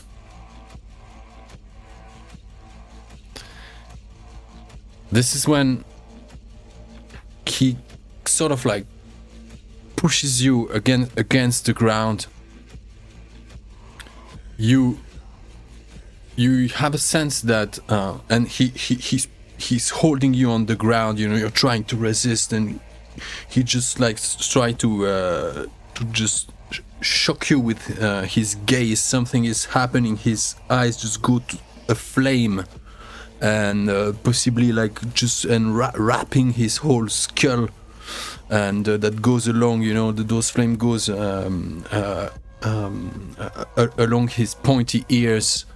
You have that vision behind. You see those trees, those malignant trees have fallen, and you almost already can see 2 hippos and a crinos leaping in the air to intercept him, to stop him, and he is going to try and command spirit on you. This is a third ability gift. No, not command spirit. Sorry. He'll use feral aggression on you.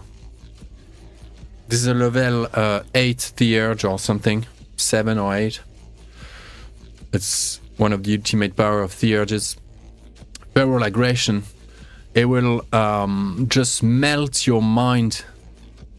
And you'll have to roll resolve plus occult against the difficulty 5. The difference, if you fail, is a lost point of mental attribute. And the book states that it's to last for the whole story. So Okay. if let's they go. mean story, they mean like the fragment of a campaign or a campaign. You don't know. The player, you don't know. I kind of like still don't know either.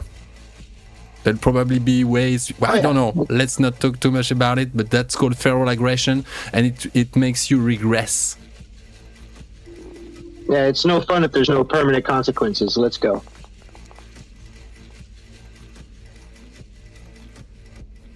Mm-hmm.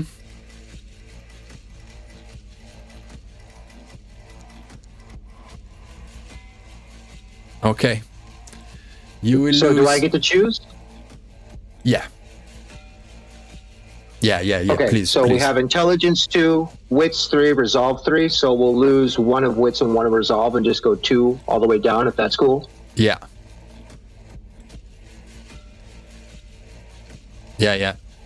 Something. I think these flames just exit his eyeballs, his gaze, and they penetrate you through the eyes, enter your system. You're debilitated on the spot. Something bubbles inside your skull. I don't know if it's painful. I think it feels more like when you're losing control over a bad psychedelic acid trip, and when thoughts carry some kind of charge, and that just like a hammer just knocks you from the inside, and something just in you, a part of your brain just goes black, and you possibly lose some very important memories and a sense of possibly a sense of your surroundings, your senses as well will be dulled. And I don't know how you can roleplay. Maybe roleplay it. Maybe lose some kind of memories and have some kind of like. Sometimes you're just not in tune with your environment anymore. And for a moment you'll be like a puppy, like just like.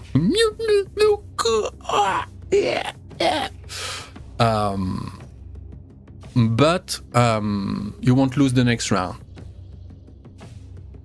I think your instinct physically you're still active and very much into into the present moment, and that's when Johan, Kat, and Alyosha pull on him. Just grab him and put him like in, just hold him so tight, and he's like, let me go.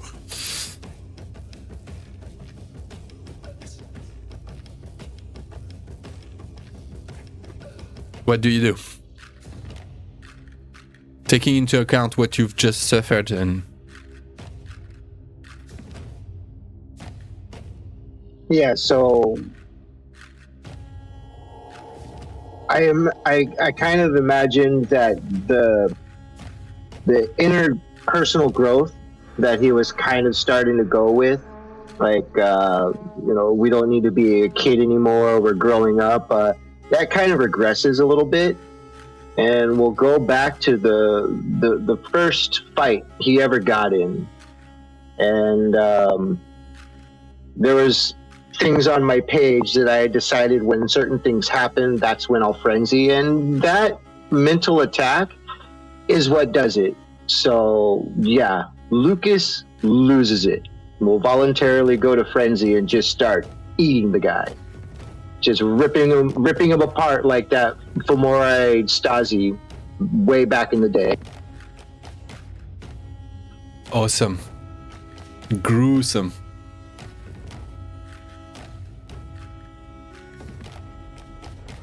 Little is left of him. When your frenzy recedes, your companions are no threat to you, so you will not attack them as you've finished consuming Jacob's streaked belly. But you we feel... definitely eat his heart. Oh yes. And as you delect in that stench of rotten meat, you feel another threat. Right behind you, above you. The Spider Queen. Although it has not, it has not registered, shown sign of registering your, the whole thing, Those pattern spiders seem to be encoded in a way that, it's the job first, and nothing should get in the way, no distraction. But still, to your Garou nature, you feel that this thing is a plague, is a virus, is not meant to continue on like that. What do you do? So you did not exit frenzy, or if you want to stop yourself, you succeed composure. What was it? Composure plus resolve, and you need only 2 successes. Otherwise, you'll be charging that thing.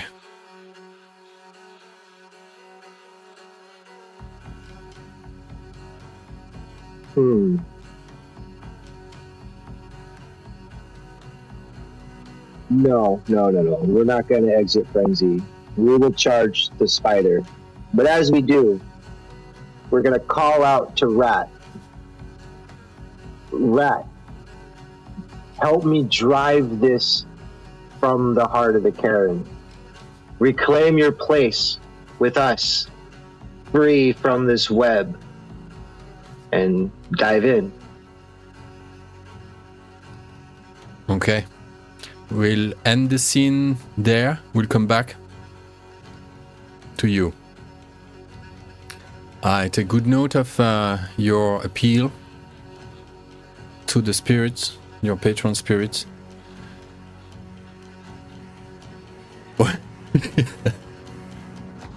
We'll be right back. Okay, I need a 2-minute break again because this is so intense. Understandable, that was intense. Yeah. Lukas has balls when he wants. Yeah, Lukas is going pretty hard over there. Jesus. She. What happened? What happened in the combat? Come back and it's just like, oh, your stats are gone. We came out swinging, got lucky with a crit, and then got our tail handed to us the next 2 rounds. And then the rest of the pack was able to come and help me out after I got mine scrambled. Are those stats like permanently gone now? Addie said it was for the story, so I just erased them off the sheet and put a note that I'm -1 to both of those. So probably like this arc is over until like we all come meet together. World of Darkness is kind of wishy-washy with its time stuff, but story means like the chapter or the arc in the chronicle. For some people, it can mean the entire chronicle instead of the entire overarching story. but I don't know. We'll have to see. But it might not matter if you die here. Yeah, exactly. It might not matter if I die here, but if you die, you won't have to worry about it. Exactly. And hey, it's a good thing I just spent 15 experience raising resolve to 3, so we're all good. Yep.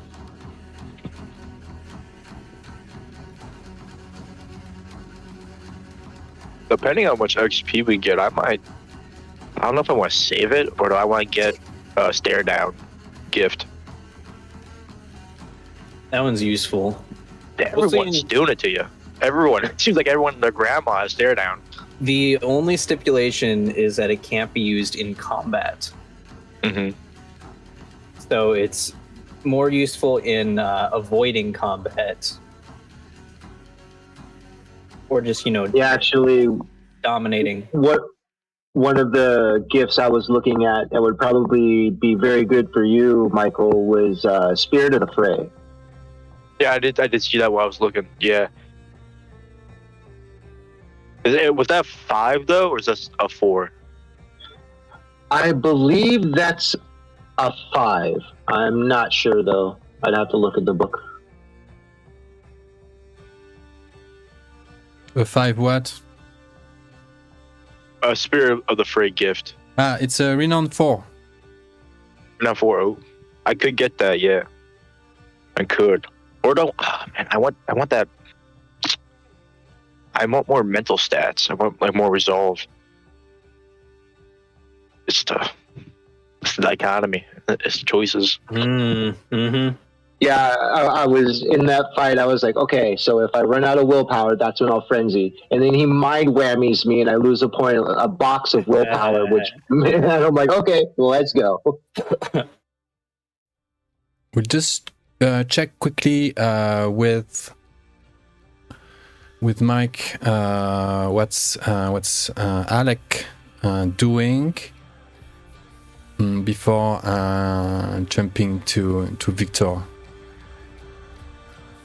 Viktor, we know you're running after those motorcycles.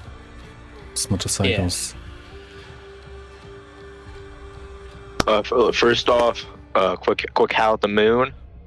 Get rage back. Haven't you howled already this night? No, I don't think I ever got the chance.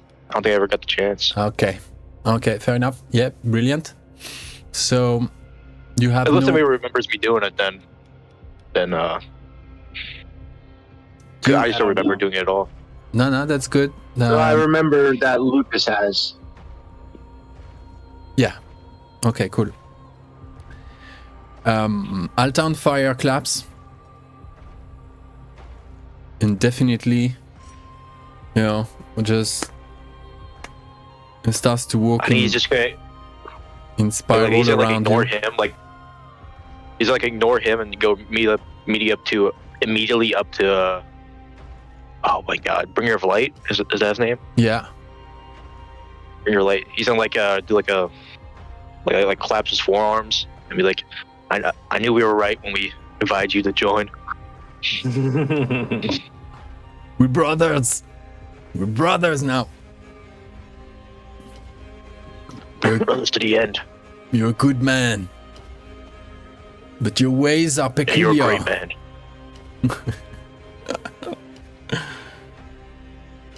We'll save Pushka yet. Glad to have you. And he's gonna turn around to the guy who's clapping and just be like, "What are you clapping about?" But your exploits, dear. I won't dare to call you pup anymore. You're grown up now. Well done. Although, what is going to happen to Bison isn't certain. No, it's not. We're gonna break him out of the horn, and you Shadow Lord piece of shit, are gonna mind your own goddamn business at Red Rock. You don't think I knew? I don't know what's going on. I heard what Moira said when the last one died.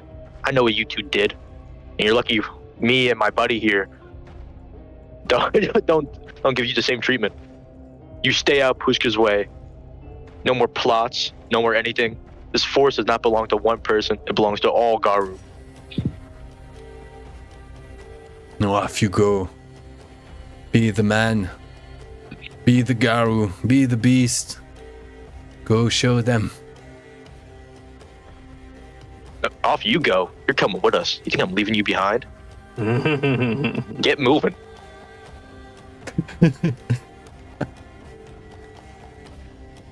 Roll something here, quickly. It's going to be a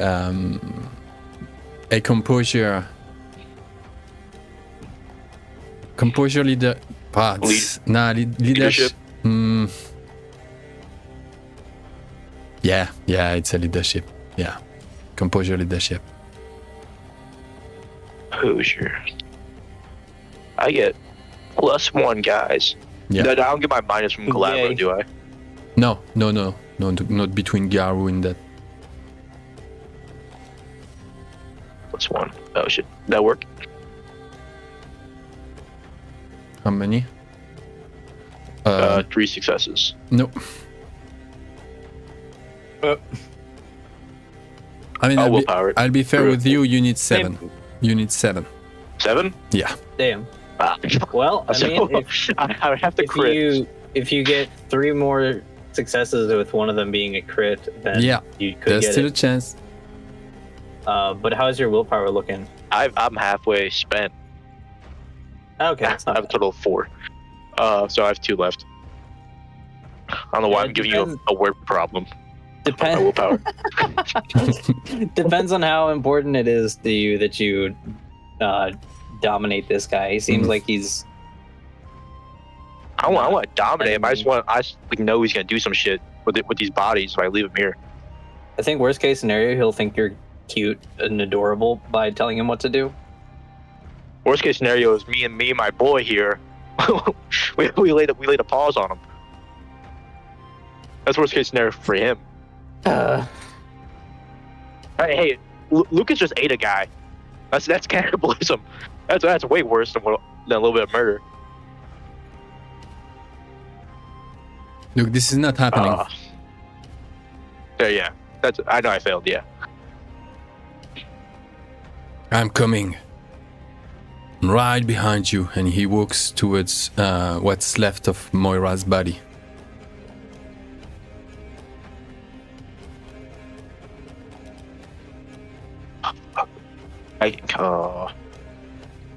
You can barely hear the motorbikes at this point in the house.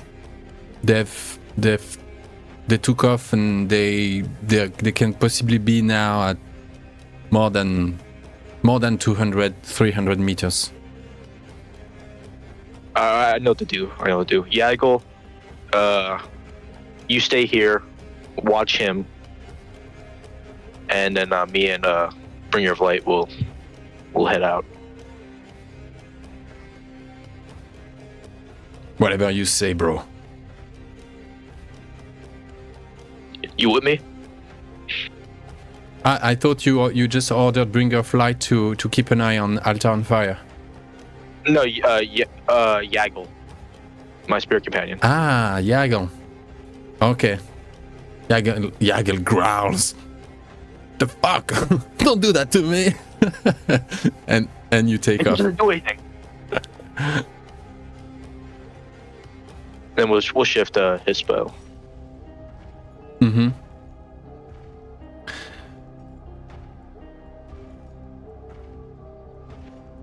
Viktor, you run your ass off. Your lungs are just fire, melting your body from inside. You're a ball of pain as you run as fast as you can to make up for the distance, and you arrive at some point you see you see the tracks, yeah.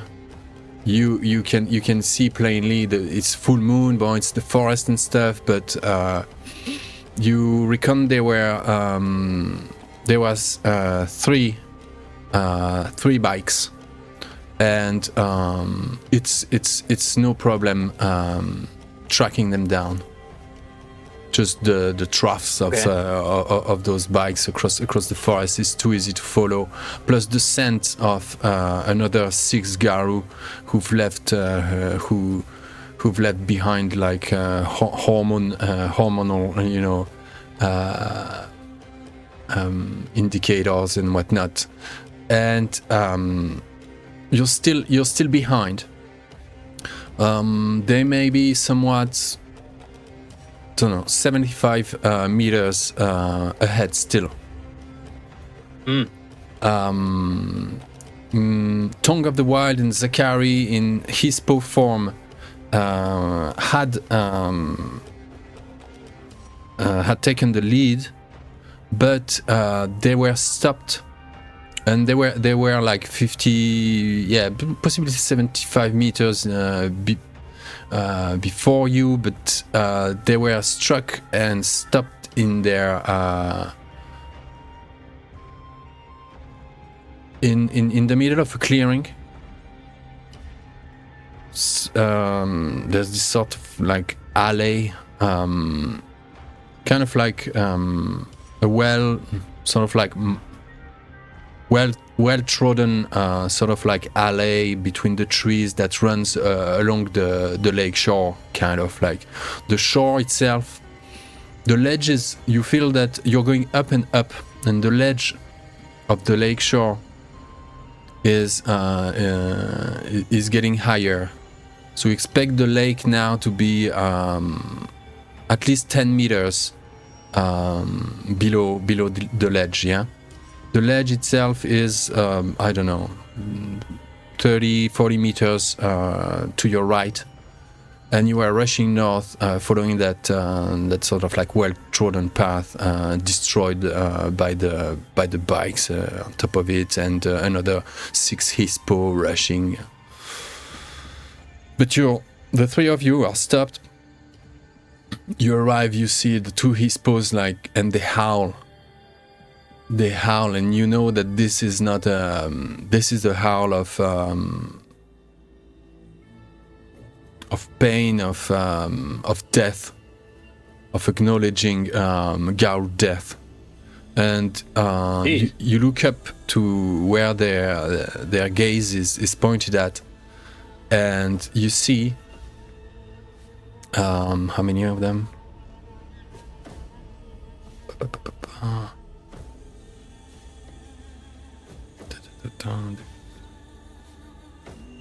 Yeah. The biggest tree boughs that are arching over that alley, like big branches. From there, dangling by the ankles are 2 bleeding corpses attached to ropes, yeah, dangling by the and mutilated, bleeding corpses dangling by the ankle, and along with attached as well to lines, yeah, to ropes, 3 wolves, mutilated, bleeding the same way, 3 wolves attached by the tail. Ooh.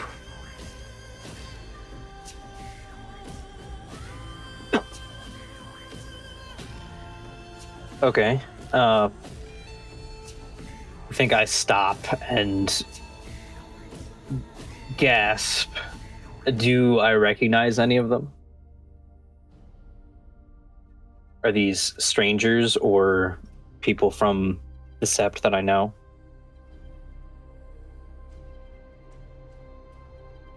Have you met? You recognize one. The face of one of those human, those dead corpse, one of the human corpse hanging there, was a Gale Stalker from the Sept of the Visionary Eel, the Sept in charge of Lake-caern. So then these are the missing. This is the missing pack. Yeah. There's what, three? You said 2 humans, 3 wolves. Wolves. All right. I think my next instinctive reaction is to check if they're alive. They're obviously probably not going to be. But you double check. Those they are objects. They are organic pieces of meat. Yeah, of course. Can I tell how long they've been dead? Is this something that's just happened? Are they actively bleeding, or are they like long dead corpses? Or might have been at least a few hours, if not a day. We are close. May I gain a rage from this? Oh, yeah, please do.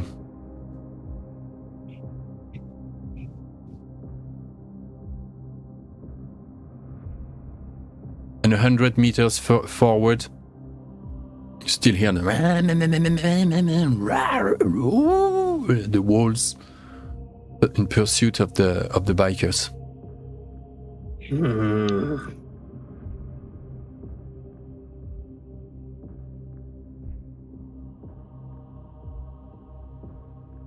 Okay, well, I'm never going to. I might not catch up at this rate, but those bikers have. If they're not the survivors, because there are no survivors, then they've got to be who did this. And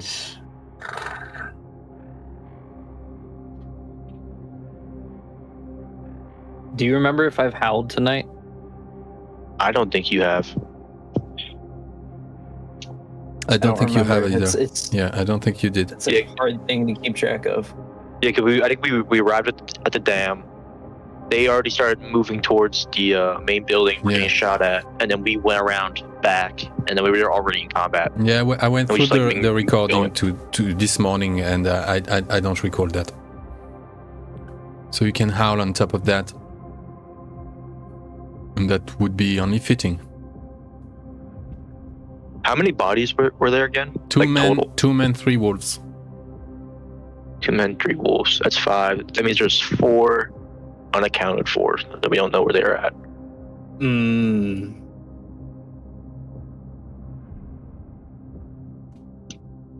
Yeah, from what How many dirt bikes does it sound like? Yeah, there is 4 and exactly there is exactly 4 that are missing. How many dirt bikes did me and Victor hear? Like when they first sounded off? Do we remember? Please say again. How many dirt bikes did we hear? Like when we were all together. Multiple. And we started here. But as you engage, you run that track. You see that there are 3 bikes. Okay. It could be survivors. It could be survivors, but the rest of the Sept is chasing after them. They haven't howled. Yeah, I don't know.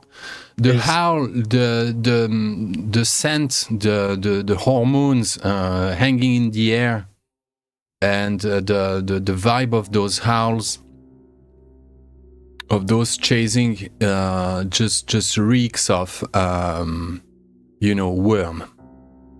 worm, Okay. danger, vengeance.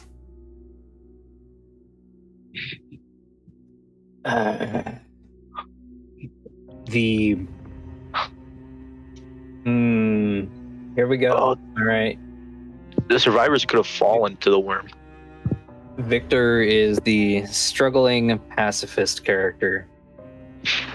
so many of my other characters would be okay-er with death, but him being such a young guy, so new to this, and not wanting anyone to die, and then he sees these 5, one of which he's met and or he never got to know.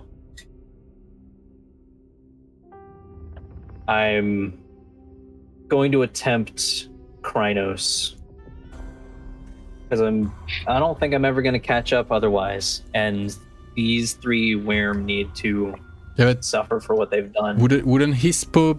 Because you don't want to lose you want to shift in, because that is going to cost you. Those guys, the chase is 100 meters ahead of you. To reach, that would mean, I don't know, 2-3 rounds without killing anything. The 100 meters. Sometimes if I Google it, then it'll show me visually what 100 meters is. It's like taking 64 steps, but only counting your left foot, if that makes sense. A yard is 90 centimeters. Okay. Make it a yard, 100 yards.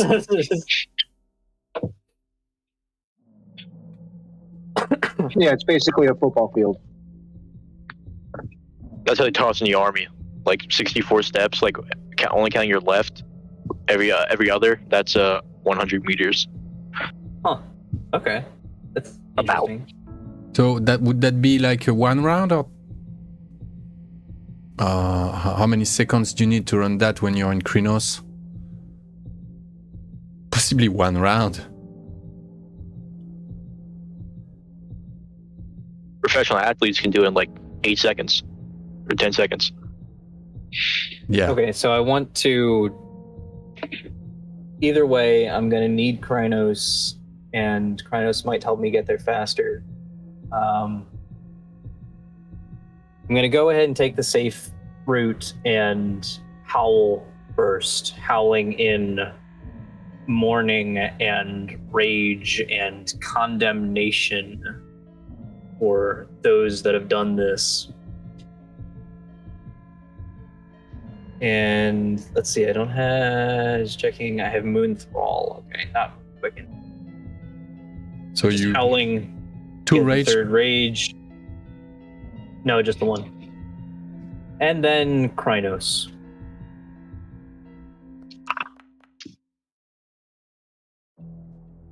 Okay, here we go. And then I'm gonna start booking it through the forest. Of course, my army clothes that I looted, or the clothes that I looted, tear. But I'm going to be carrying the horn with me in my fist. Awesome. I think the only other thing I'd be wearing is the partridge wing necklace around the neck, which is dedicated to you. So you're in Krynos. And then just I think for the sake of simplicity, the time you took to howl at the moon, we'll make it so that Alek just enters that area when you finish howling. Yeah, we'll have the 2 of you reconnect. Are one of the dead raffle?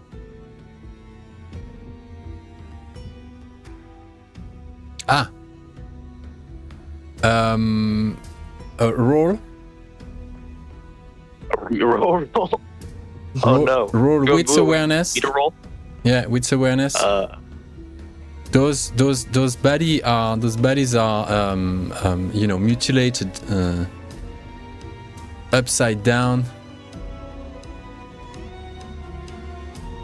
Wits.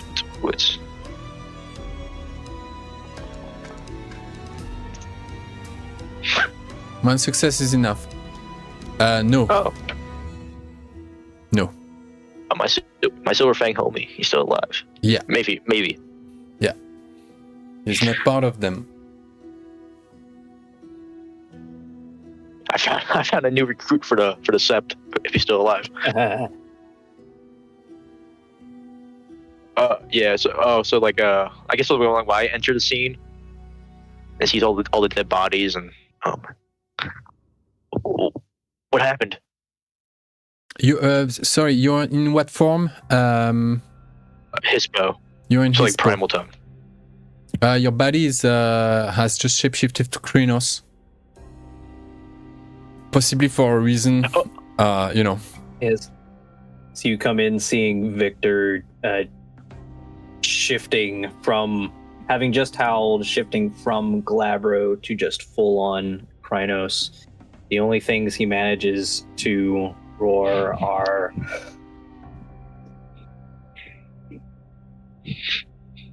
death for more. Hell yeah, let's go. Let's go. Oh, I don't know if you saw my note, Addy. I asked like earlier, like right when my like part ended, can I be carrying Moira's head, in my jaws? Like picked up her head in Hispo.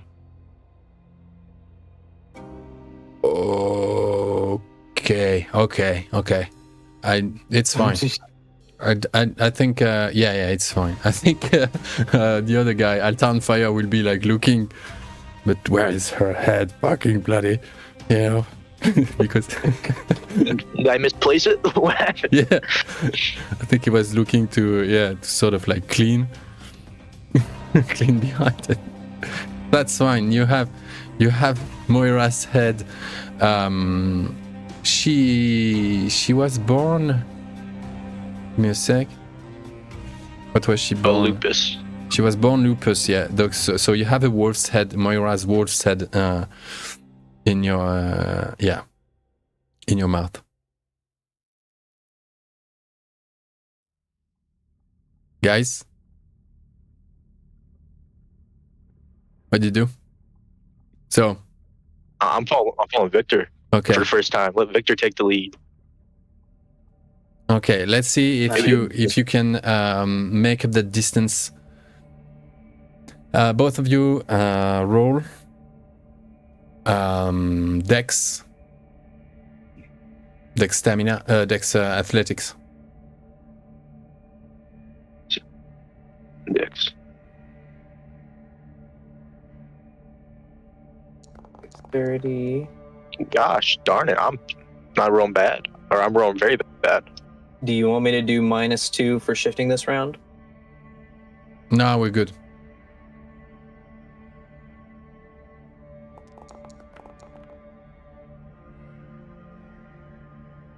Okay, I'm content with that.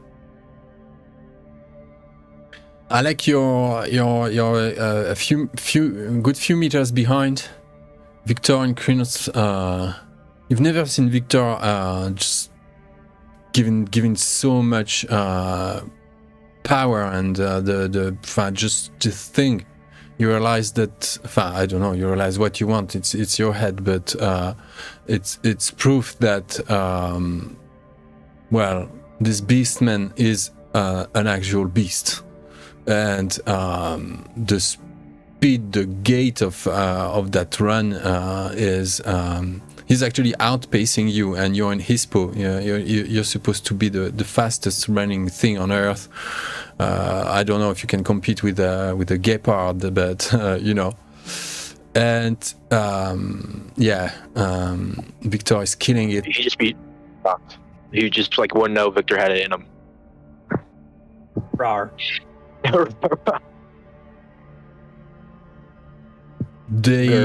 You guys are rushing, following the troughs of those bikes, the tracks of your Garou friends, and the troughs go straight towards the ledge. At this point, the ledge is 15 meters. It's like a steep slope falling straight into the lake. And the tracks, all the tracks, Garou and motorbikes, to just go straight across and past the ledge, just as if like everyone had just plunged into the Jumped water. into the lake. Yeah. And you just go like, and there is this opening, the wide lake, the moon just flashing at the couple ripples over there, here and there, the forest all around, the dam to the south, and with the moon flashing at illuminating that lake's surface, you realize that there are like patches here and there of algae, this kind of like thin cover that forms this sort of like muddy silt that forms at the surface of stagnant water. Yeah. And it's here and there in patches, and apart from that, it's just nature, the sky, the stars, a couple of foggy tongues here and there, hovering over the lake. But as everything indicates that the bikes, the wolves, everyone had they jumped from that ledge straight into the lake. You look down 15 meters below. There's no one. All right. And not a sound anymore. No sound anymore. No howling. Everyone's gone. When I get there, I'm going right into the lake. I'm just going right off the edge. Pirouette. Like a doggy pirouette into the lake. I'll let him go first, but I stop at the edge, sniff and growl, and look around in angry confusion, and then howl in a "where the fuck are you" kind of way. You lose a point of willpower. Yep. As you're on Krynos now. Alek, you jump straight from the ledge. Yeah, but I want to say to like the three people backing us up, just like tell them like to wait a second and see if I disappear. If I disappear into the water, like whatever the track suggests, then come after me. If I'm just like floating in the water, stay up there. Yeah, so you It's enter the water. Growl, but that's what I was doing anyways. Just stay up there. Yeah. I'll just like stay up there as I jump. You jump. And as I go down. You enter the waters. It's just a cold night lake. It's wet. So I'm just in the water now. Yeah. You're just bathing now. I yell up Moon Bridge ? If the whole place is a cairn, they take a moon bridge out. Umbra? Oh shit, it might be the Umbra. Yeah. I'm just wet for no reason now. I'm just wet for no At this reason. point in time, we can. Addie, could you remind me how we get to the Umbra? You I know know you've said before we don't need the right of shadow passage. No. Do we just do it? Step sideways? Yeah. Old school. Second edition. I'm just in the water. I'm so confident about that too. That's like a jackass. I'm in the lake. Well, theoretically, you could do it down there too.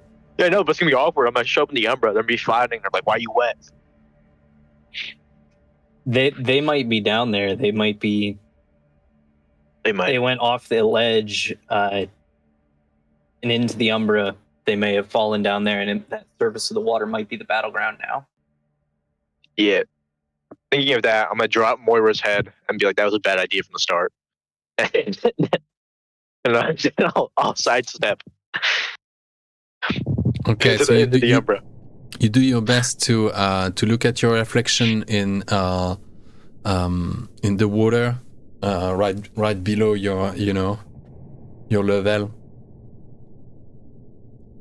You focus for a moment, and you let yourself sink into your own reflection, and that's enough to get you to have you enter the gauntlet.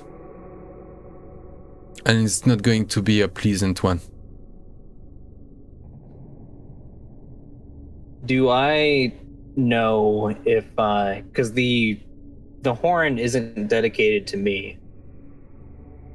If I step sideways, is the horn just going to be left there? Ah, interesting. Is it going to come with me, or is it going to be left there? People's clothes that aren't dedicated them come into the Umbra with them, right? Yeah, but dedicated No, means like dedicated to one. So But she's dead. Yeah. Well, give it a go, you'll see.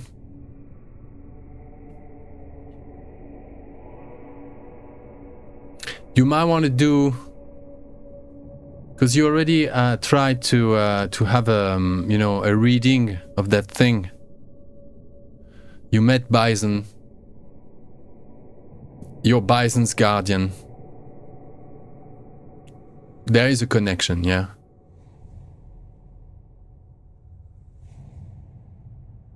What happens if we blow inside the Umbra?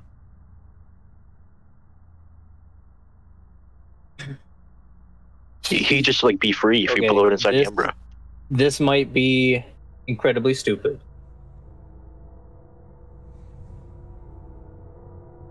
But there's so many unknowns here. I'm just going to go for one. Standing on the ledge, looking down at the lake, do I see Alek disappear? Yes. Into his reflection, or does it just look like he's stank? Like a rock? Okay. It's but you don't see him come back. I mean, like ploof, but there is not like it's not like a bubbling like sort of like yeah. He must have passed through.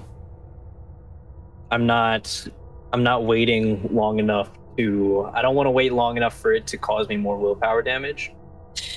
The two other Hispo. Yeah, just three. Oh yeah. No. Yeah, there is. What are they doing? Are they I think they went straight. Or? They leaped and sidestepped.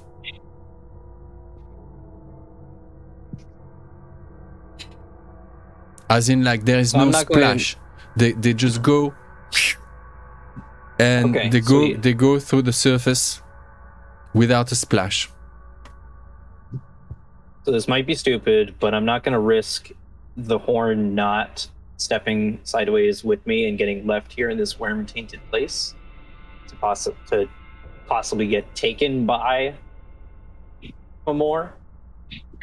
Bison in the hands of our enemies would be even worse than in the hands of Moira.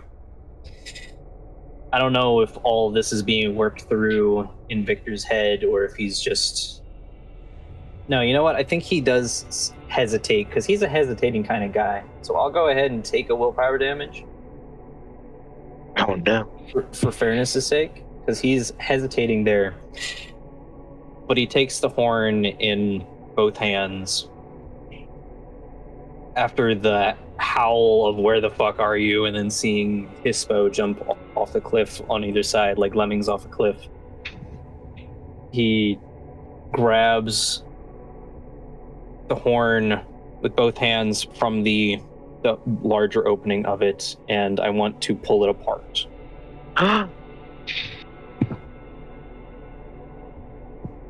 You break it. No problem. I'm going to try. If it doesn't break, that's you fine. do. It breaks. Okay. All right. That's just what I want to do. I just want to rip it in half, come what may, whatever that means, and then jump into the lake in my reflection. And see what the consequences are on the other side.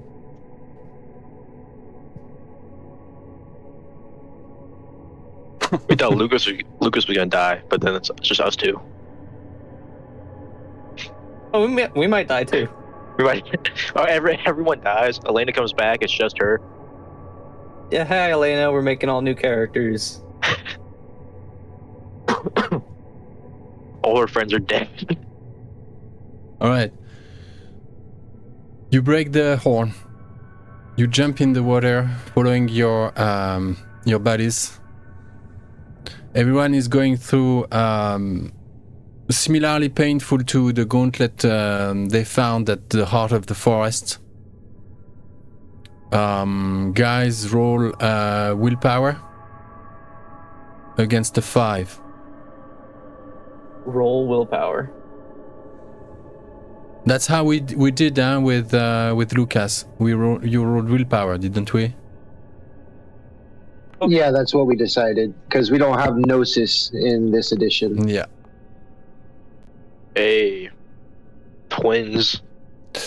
Right. Yeah, look at that. The two of you lose 4 superficial willpower. Okay.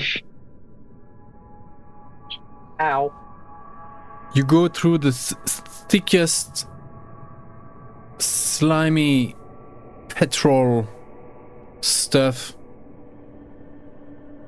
and you're under the impression that you're just going to if you swallow that stuff, you're just under the impression that you're drowning, and that there's no coming back, and there's no crossing, that you're sucked into moving sands.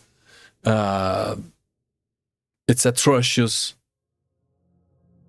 but you see the surface above you, below you, above. You see the moon and the orb of the moon just glowing on the other side of the surface, below, above.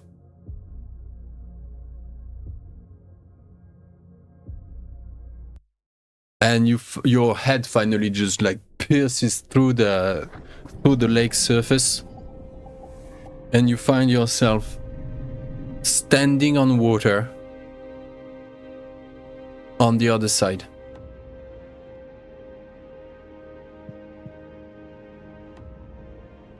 You're in the Umbra. Okay. The water, if we can call it that now, is just a mess of silt, and there's this natural phenomenon called eutrophication. So when there is an imbalance in an ecosystem, some organisms take over and invade the whole cosm, whatever. And here you stand on that lake, but it's covered. It's just this moving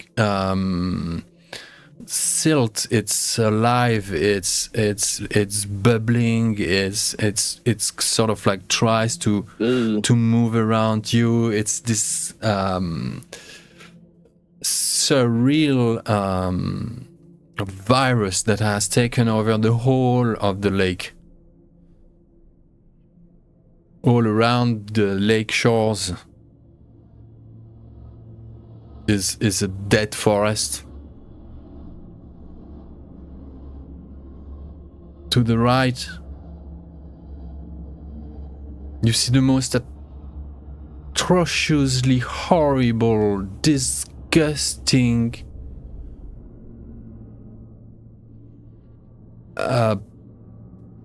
it's where is supposed to be the dam.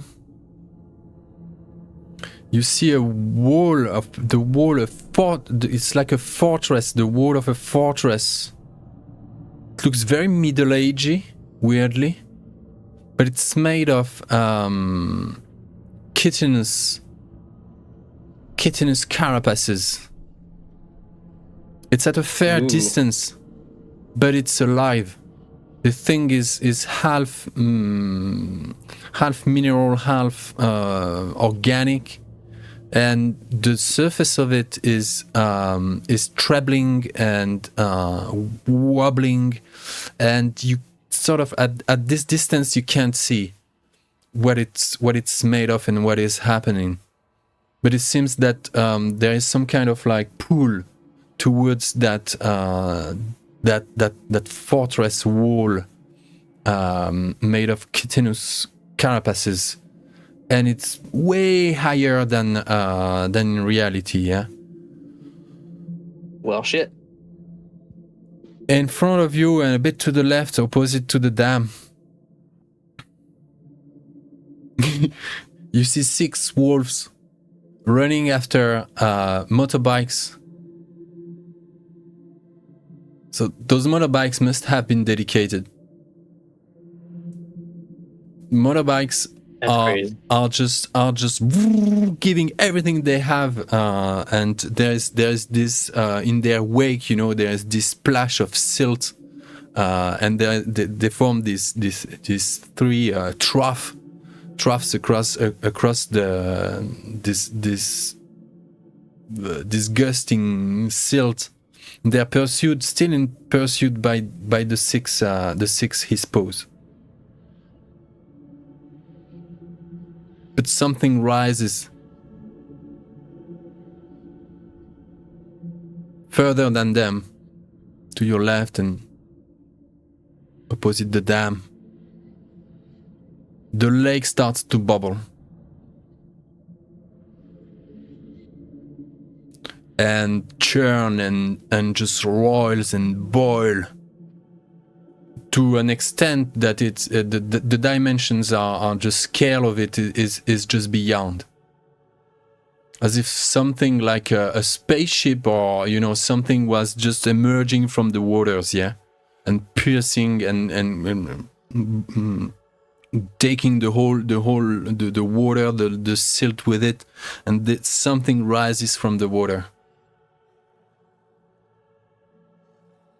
What do you do? So how far away are the six of us, or 6 of our allies? 70 meters, 70 yards.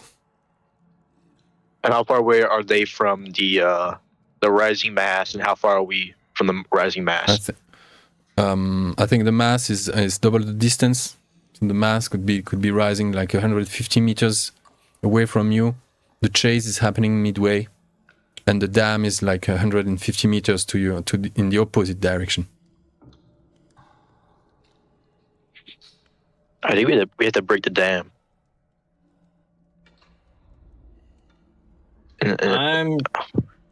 I'm just gonna be charging right for the motorbikes.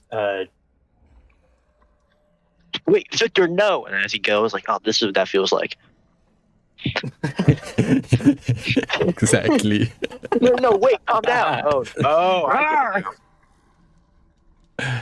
Okay. Fuck. Oh, shit. It's going to take you another point of willpower to keep Krynos up and alive.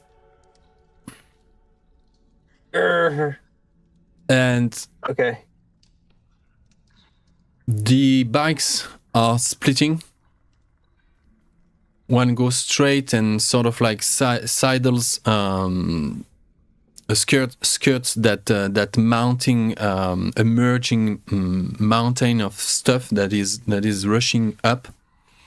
2 other bikes like goes shoot straight right and left, and the pursuers. There are 6 of them, so they're split in groups of 2. And each of them go after a bike. Could I be like, while that's happening, yell like in primal tongue, telling them should I like direct them to come back and regroup? Like sound like a howl out, be like, stop chasing them. We're being led into a trap. Pull back.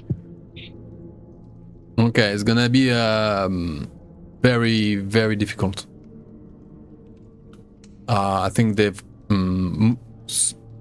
well, they are not in frenzy because they're in Hispo, obviously, so they are still in control. They've been chasing these guys for a good moment, good while. It's gonna be a 5 successes. Leadership. Guys, pull back! It's a trap. Mon Mothma, or no, where the guy from Star Wars was. Yeah, I know Close who you're one. talking about. Yeah. It's a trap. It's a trap. Oh no. Shit. Screw it. I'll take another Huglusk. I'll get all my willpower back. I'll re-roll it.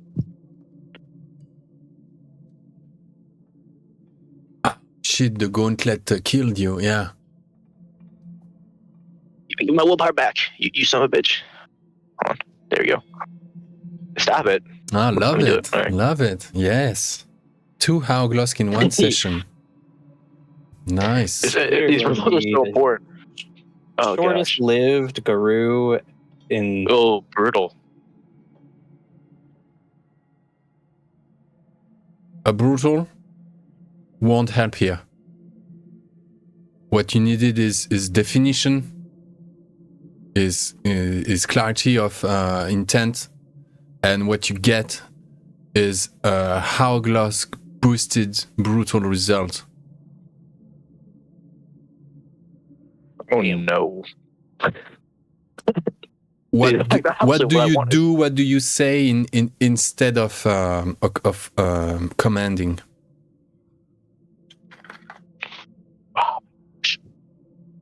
He just yells like, kill them all. Yeah, pretty much.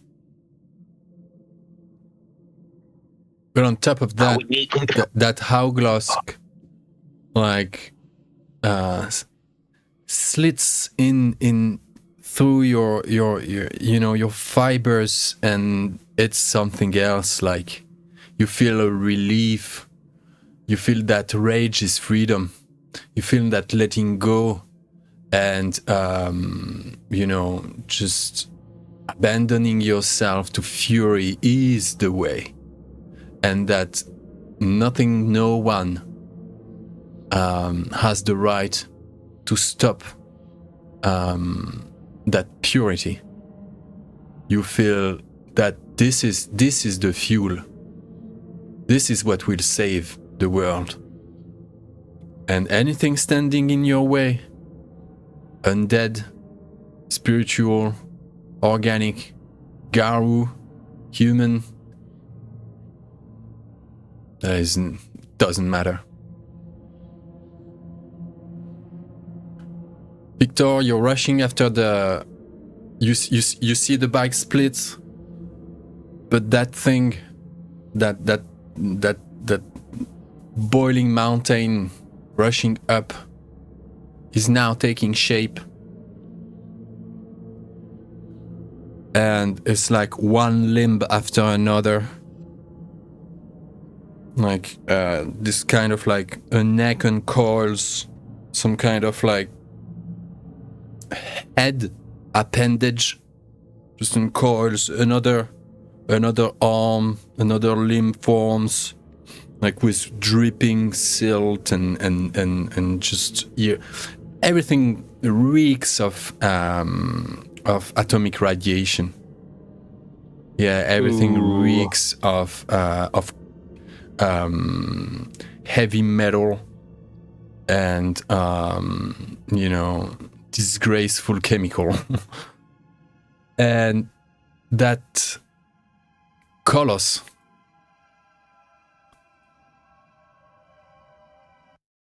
is now fully grown.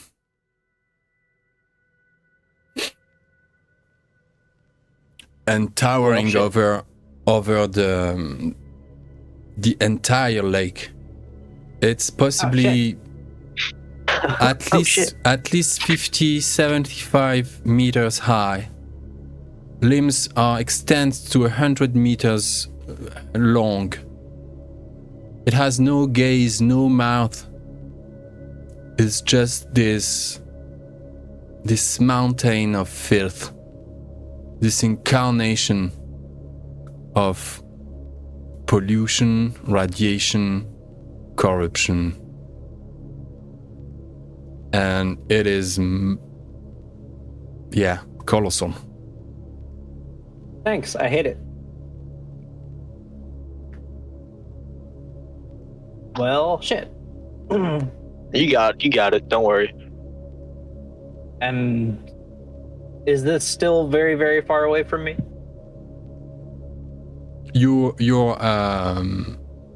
It can reach. You see that those boughs begin to swirl and lash around. Okay. And it goes after each and every one of you. The 6 Garou in his paw form that were chasing little motorbikes. It was a trap, guys. God damn it! I knew it. And Apocalypse is here and now.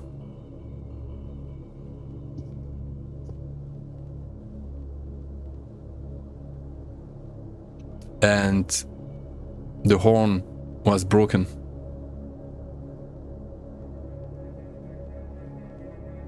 Is Bison back? I don't see him. Is this Bison? Is this Spear Bison? Sure, Doesn't fucking hope smell not. like bison. Doesn't smell like woolly at all. Bison, help! Bison, please! Victor, where's the horn at? You brought the horn! Where's the horn?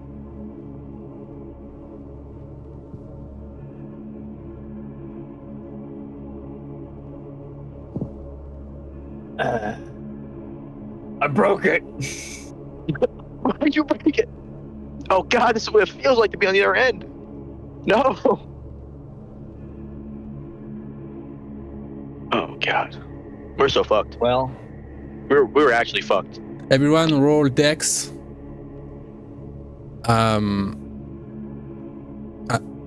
Dodge.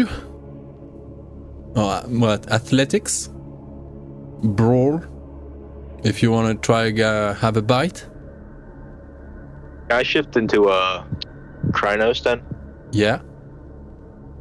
Sensical.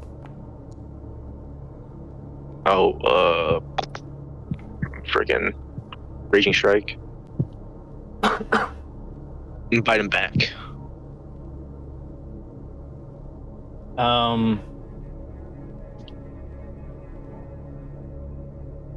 Does it do the arms that are moving around, do they seem fast or slow? Yeah, no, Or how fast do they seem to be? Well, I think that proportionally they are dodgeable. Yeah, but the thing is, it's just going like whoa, and there's multiple limbs, so it's explosions and explosions. It's just the apocalypse. Well, you can't really. I was about to say you can't fight the apocalypse, but that's the whole point of the game. So, if they're dodgeable,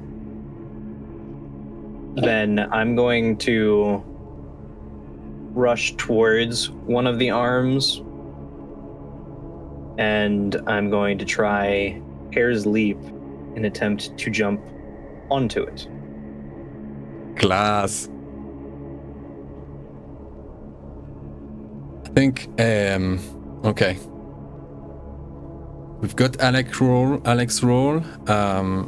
Okay, go. can I also do my my silver compact gift? It's just a rage check. Well, you can activate. You already activated one gift now, so you're good for this turn. When it comes to gifts, And Hair's Leap is Strength and Glory. You want me to roll that? yes. Okay. I've killed more werewolves than I have spirits. I keep on forgetting Silver Compact is useful in that way. Is 3 enough? Oh, it says 3 meters horizontally or 2 meters vertically for every success in the test. I guess I'm trying to jump up, so 3 times 3, 9 meters vertically. If you wanna, nah, I think I want 5. Okay. We'll summarize everything just as soon as we have the dice rolled.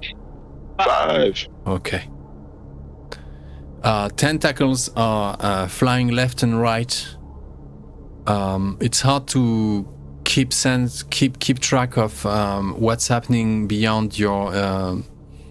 At this point, the sense of the threat is just so immense that you kind of go not tunnel vision completely, but for a moment at least, before you can sort of like put yourself back to see what are your options. You need for a moment to be focused only on yourselves. The way I imagine it, Lukas, Alek, is that there is one of those limbs.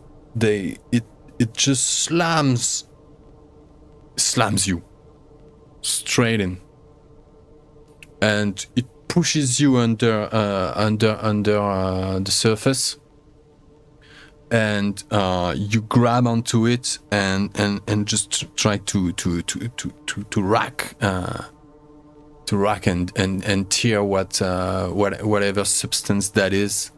It's a mixture of like a bite, bite through it. Yeah, you go for the bite, and you bite into that gluey bark that just goes up again, and you're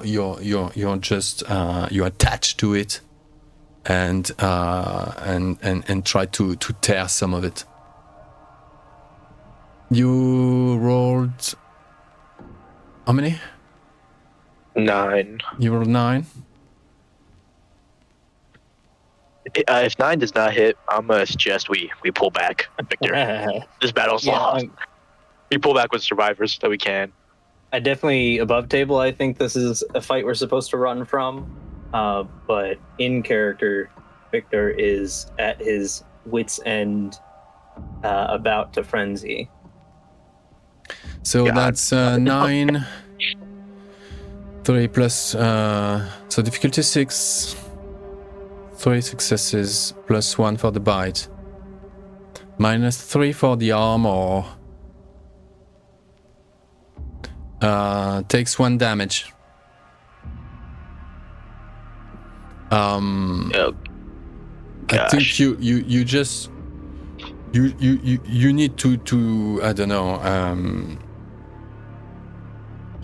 you do everything you can to rip that limb apart.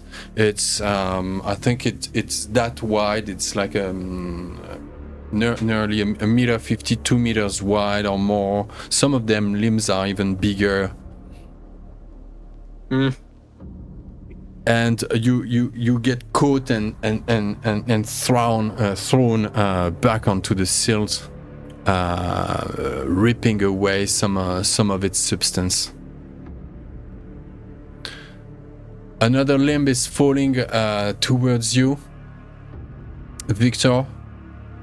You jump right at you dodge it, and as it's about to recoil to prep for the next swing, you jump onto it and you grab it just like they do in video games.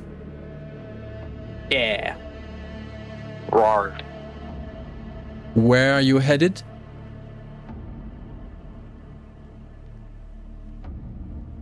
Up. My intention is to climb it all the way to the head, if possible.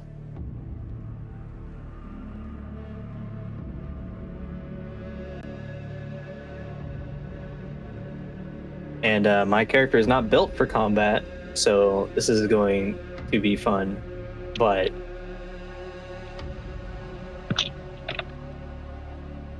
he hasn't killed anything, so let me check what his... Okay, his HARANAUGLOSK aren't bad.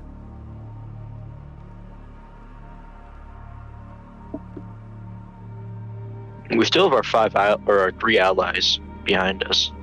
Yeah, but my concern is if we don't kill or at least distract this thing, then all of our allies are going to die.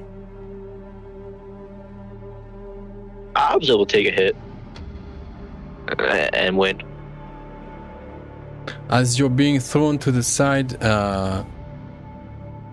Alek, you realize that lesser forms of that thing are rising.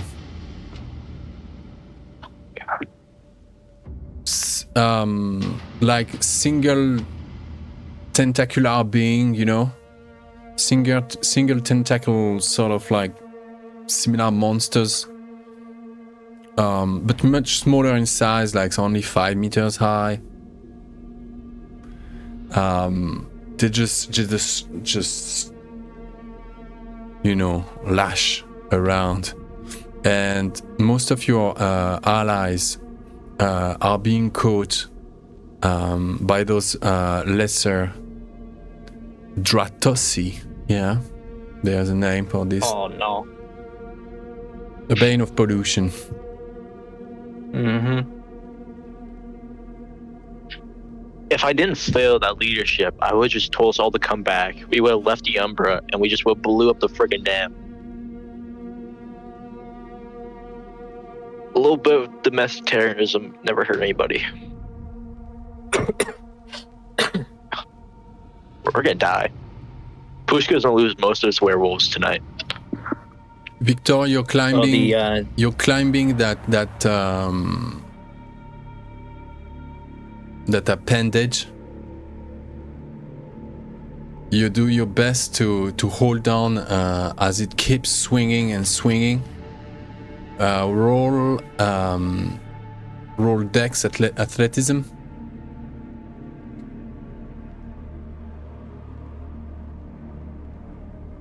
Can I make a case for brawl instead, since it is limbs? Or do you want me to roll athletics? It's either you climb or you slash and bite. Yeah. Okay, fair enough. Then I'm climbing. I'm gonna do athletics, dex. Not gonna risk a hair's leap yet, because I might just jump off of it.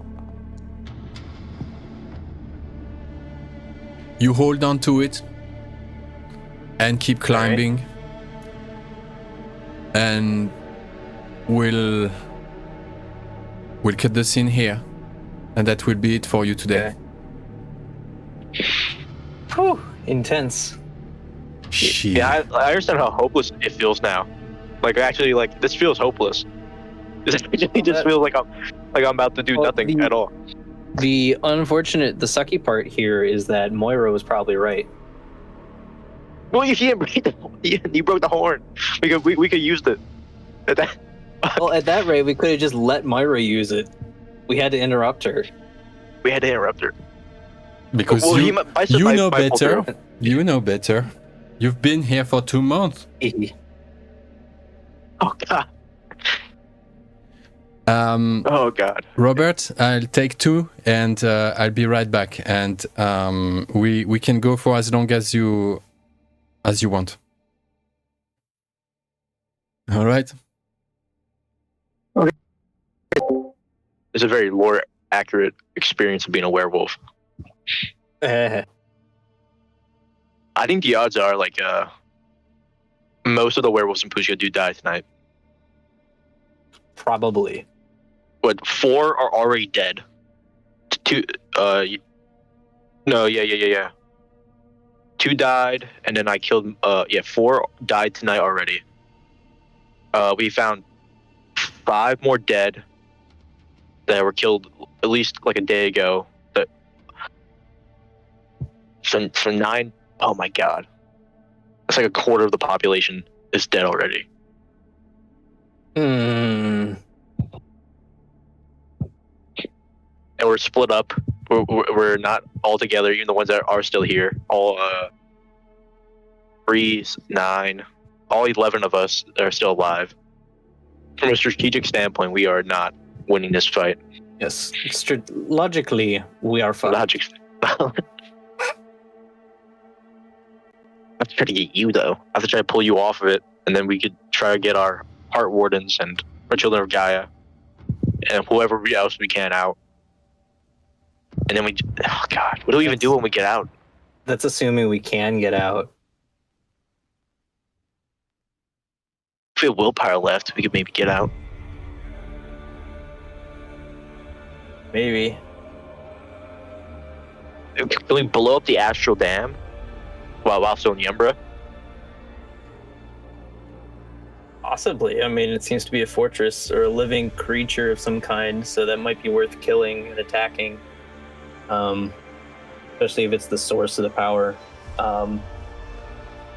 Might even be more than just a water dam. It might be what's keeping, other spirits from fighting back. What's keeping Bison out? Could be keeping Bison out.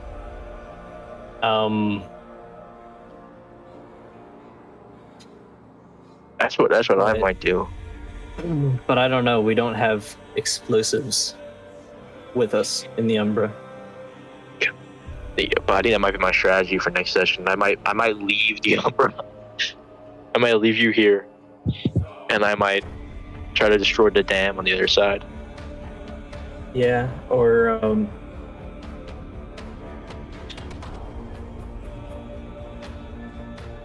don't know. Dams can be opened at least, or that might do something, but that might just unleash this giant bane on the rest of reality. Well, it's a pollution bane, so I guess it's from the stagnant water from the lake. So we let water flow again.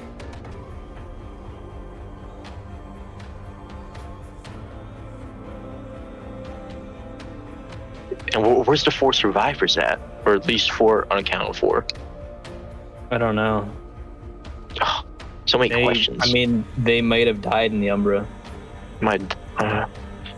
Who's these 4 douchebags on a bike? Did they fall to a worm or something? They fall corruption? Well, they would have fought back. I'm assuming they're just more Mori guards, but I don't know that for certain. God. Yeah, because I rolled a 9, and that's how I thought you reasonably expect it to get, and that did like 1 damage to him. That made it through. Were you in frenzy? Yes.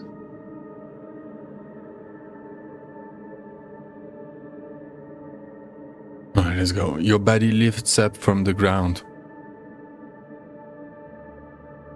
You leap like you've never leaped before.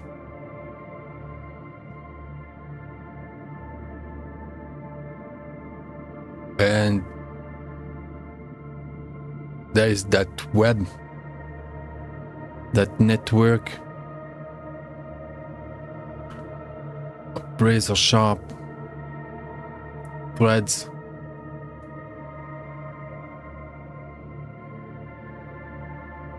And you pierce through that compound, and the pain is insufferable, but the state of the beast goes beyond that, and you don't register the harm done to your system, to your spiritual self, and just attack that monstrous spider queen.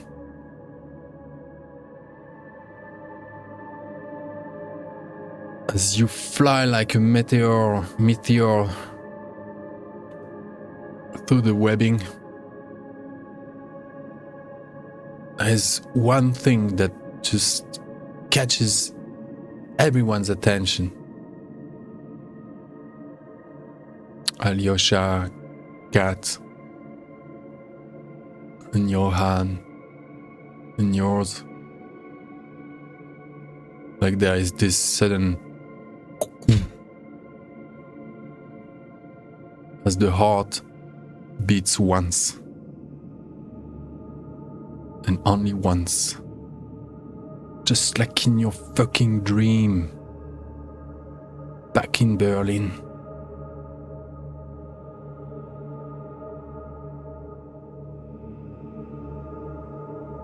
And you collide with that part chitinous carapace, part fur, part bark, part cobweb thing. And oh yes, it registers this time. Anomaly. Error in the system. Glitch. Alert. The one song just goes crazy. And there's this shriek that goes through this column that's plunging up towards the sky, towards the canopy and above. Like an electrical signal, you know, like that thing, you know, explodes in the upper atmosphere that ripples,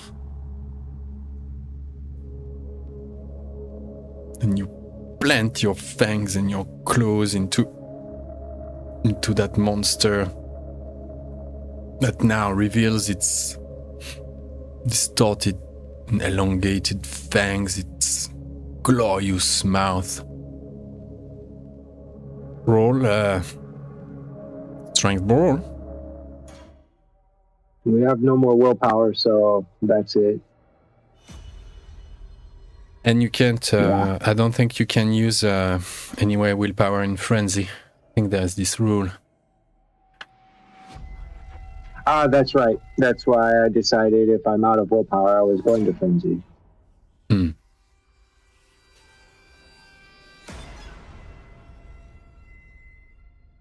It's a 4.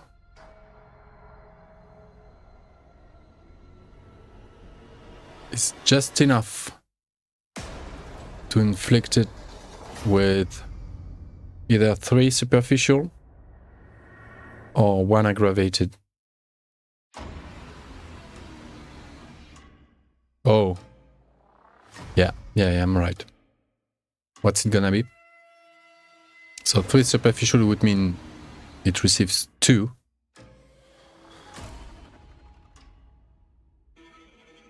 No, if this is the end, we're gonna make sure it remembers us. We'll go for the aggravated. Okay.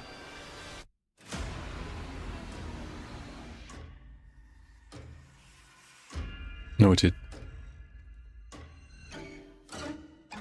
You land and collide, like I think, like near its main fangs, and rip apart some of these chitinous mandibles. How do you call that? Yeah, mandibles.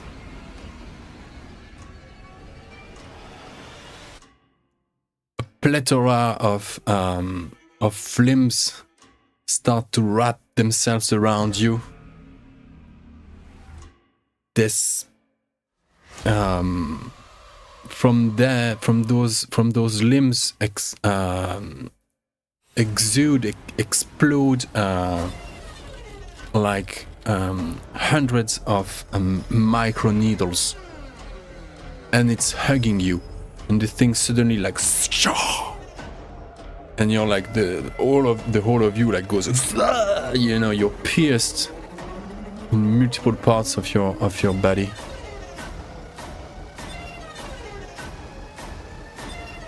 The fight is on. A host of lesser pattern spiders has been alerted. They're climbing down from all places, crawling on the pattern web, and intercepting your three allies, Alyosha, Kat, and Johan, who are now in close combat with more lesser spiders. And you're right next to one of those, one of the hundreds of, how do they call those eyes? There's a name for, you know, the flies, you know, they have those multifaceted. Oh, the compound eye. Yeah, exactly. Compound. You're really like near, just you know, eye to eye, you know, like with one of those, and it's bleak and blank and irresponsive and unemotional, and it just calculates you, and frigidly just. You know, maybe some of it just blink or whatnot. It's just totally inhumane for sure. But it's beyond comprehension. You can't fathom the a soul, the nature of the consciousness of that thing. It acts like a robot, and you bite and rake at this thing. Roll another time.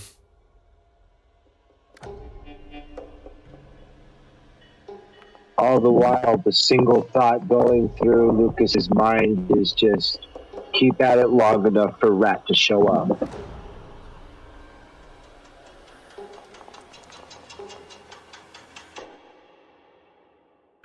Three successes.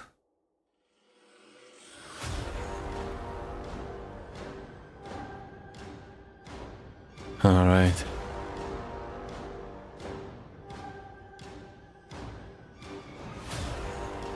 Those arms and needles are digging, racking your whole body. But not only that, they're enwrapping you, engulfing you in more and more web, cobweb, and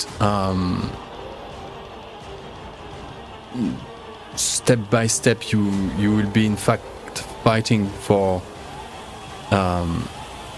even reaching, as you'll be progressively cocooned by that monstrous spider queen. Your raging spirit really doesn't register what's happening around you. And the sense of being it's voila, you're in frenzy. You're in frenzy. You're pure rage. In the grasp, you know, at the core of Gaia's illness. You're the anticore. You're the white cell,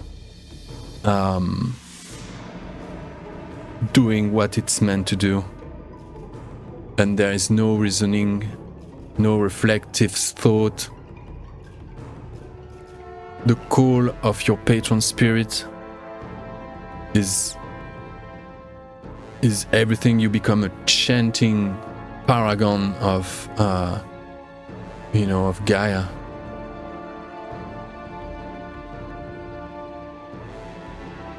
You lose 1 point in dex. Not permanently, I mean as long as you'll be webbed. When you reach 0 dex, you'll be totally immobilized for the rest of the scene. Roll again. Alright, so we're down to 2, so it looks like we've got 2 more chances.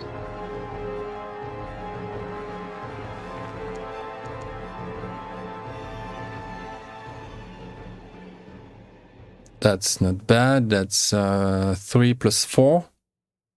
That's a 7. That's 4 aggravated against her.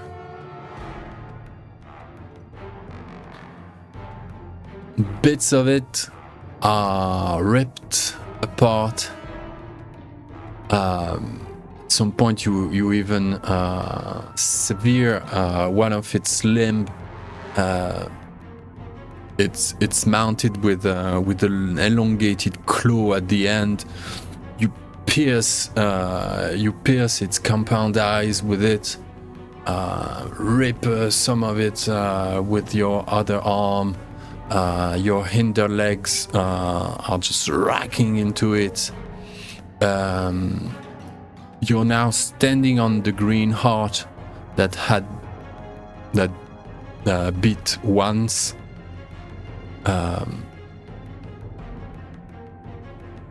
And standing on that heart, facing those compound eyes and innumerable deadly limbs, you continue fighting. How many points of dex left you have?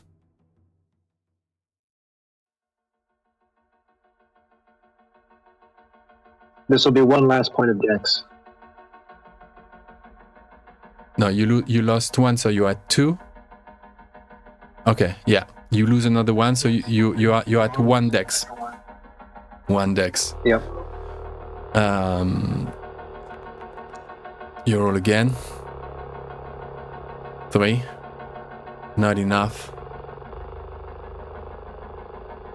You take 1 aggravated.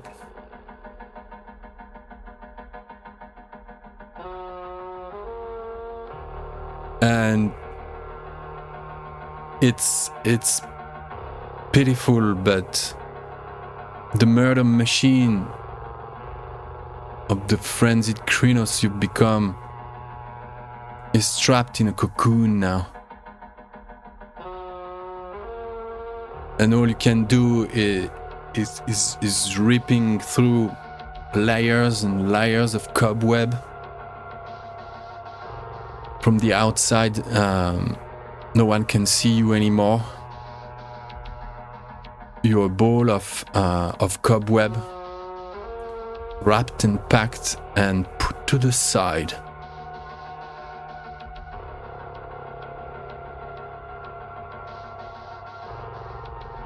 Your awareness of what's beyond that cocoon is naught.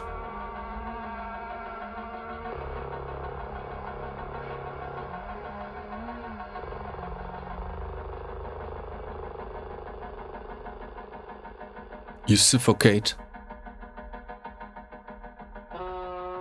You just see it's utter darkness. You don't feel your Krynos beast acting. You just see a glowy red point at the end of a tunnel, and you're trying to reach that tunnel. But that glowing red light is further and now further away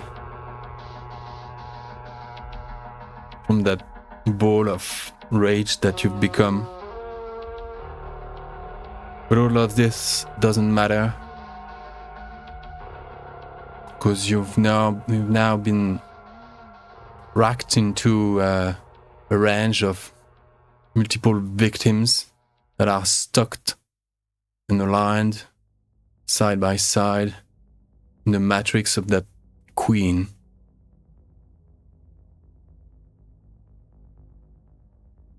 You lose consciousness. The red light flickers and shuts off.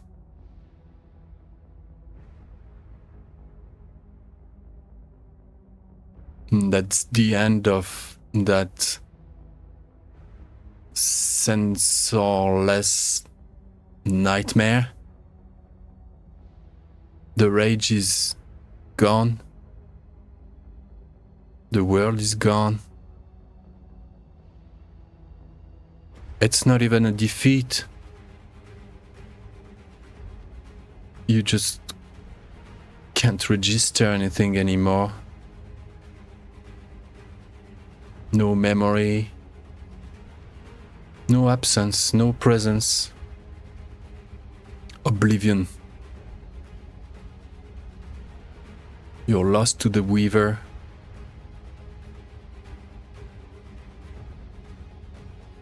For what will seem like,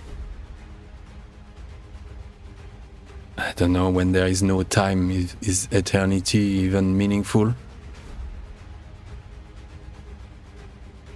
The story has stopped for Lukas.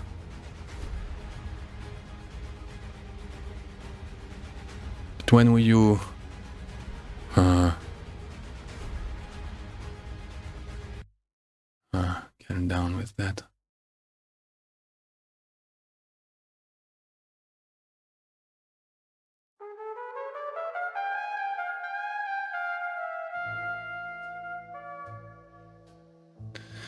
When you'll be reborn from that state of oblivion, for there will be an after, or a beginning. You are a debilitated pile of meat. I think you find yourself in human form.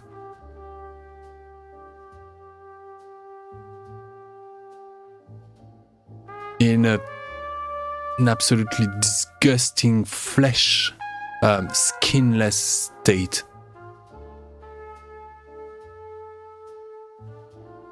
And you come to the world again as if you were born for the first time.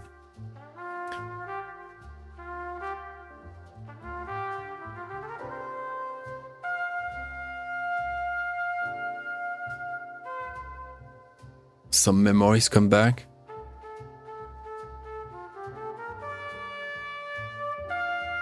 The spider is gone.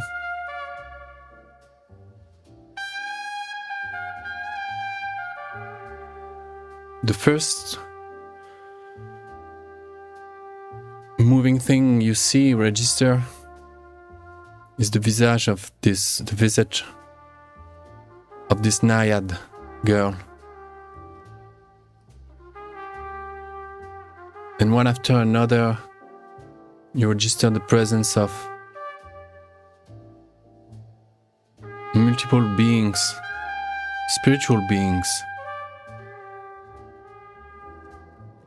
You're in the Umbra.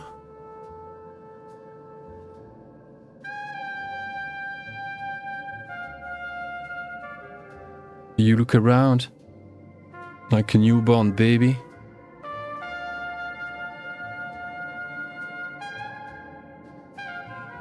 You see a massive green heart.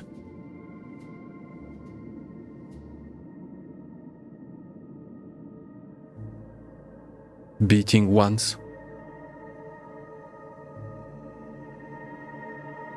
Beating twice.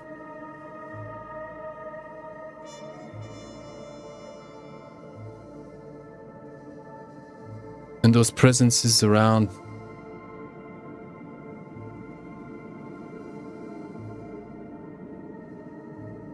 they move, they accommodate you.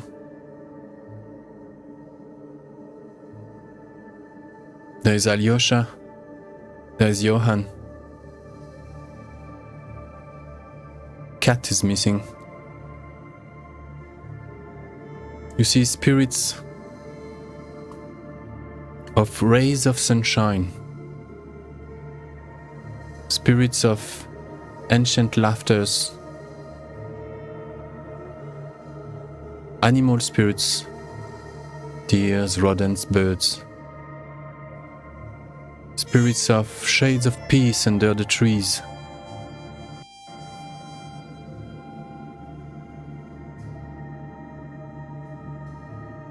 And the heart, the green heart above you, beats thrice.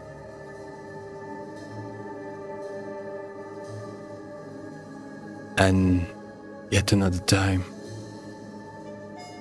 It's like every 30 seconds now.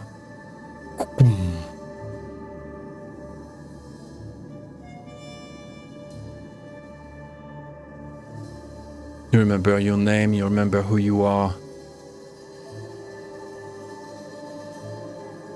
You don't know how long has passed.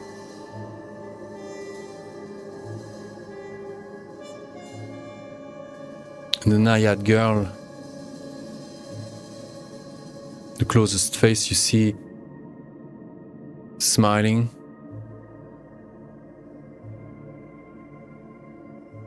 Looks a lot fresher than before. You know?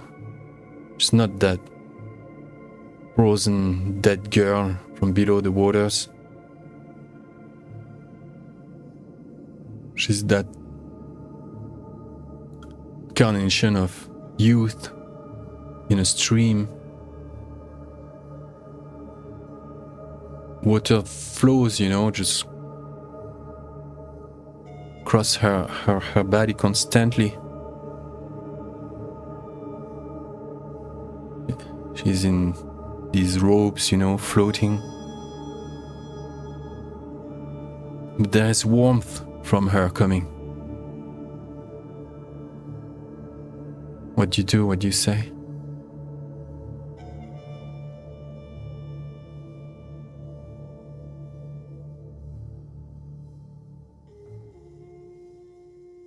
Are you okay? She turns around, she looks around. Yeah, Johan, I think, will answer with a laughter, the most sincere laughter. Everyone is in hermit form, your native form. He's asking if she's alright. But look at him.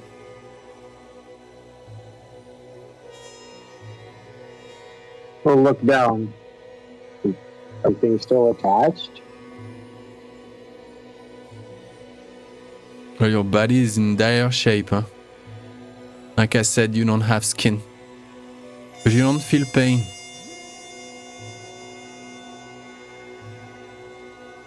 You can see the fibers of your outer body structure.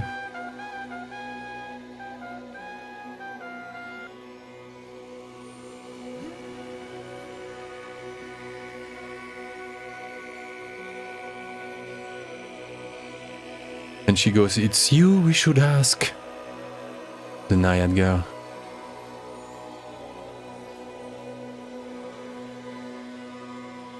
Yeah, I think with the mental whammy from earlier and realizing that he is actually flayed would be enough to kind of just knock Lukas out. Kind of slip into shock and then just unconscious. Yeah. Yeah, it makes sense. Whatever happened, after you lost consciousness during your frenzy.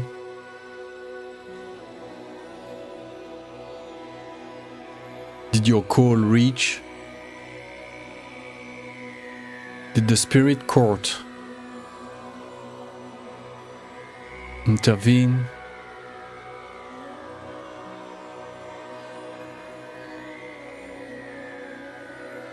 Something happened. And Lukas was part of it.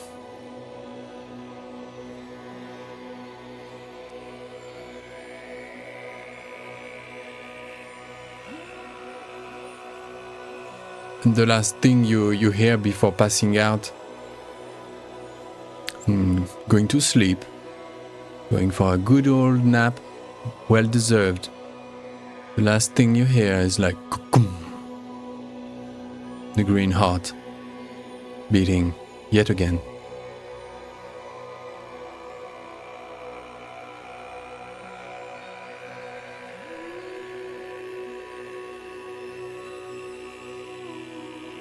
Good stuff, man. Good stuff.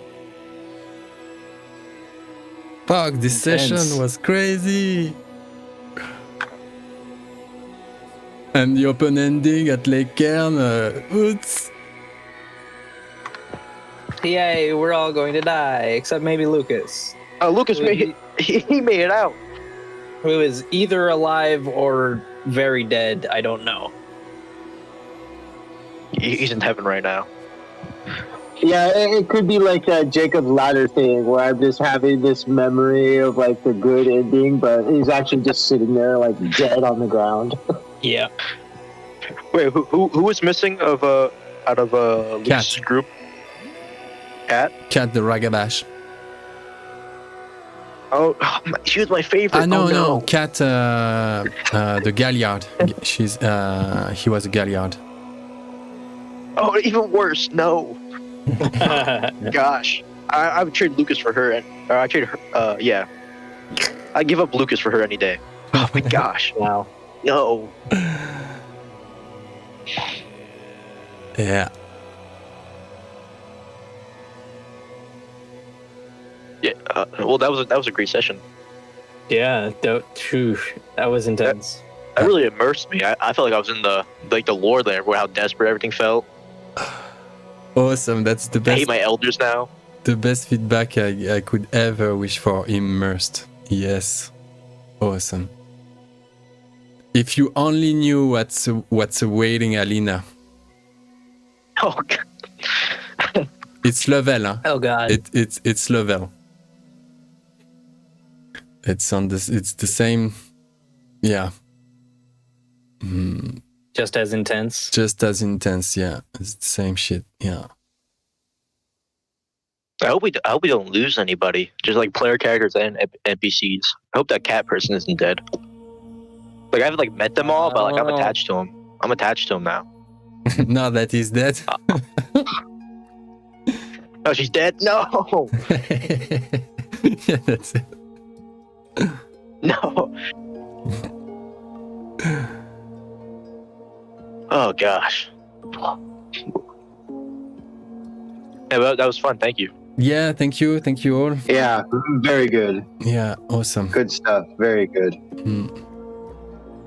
Yeah, and this time You are doing a good job pushing us with the insurmountable odds. man, I gave you an atomic bomb, and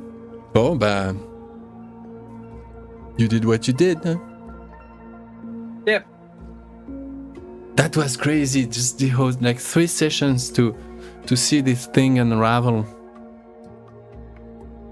before my eyes.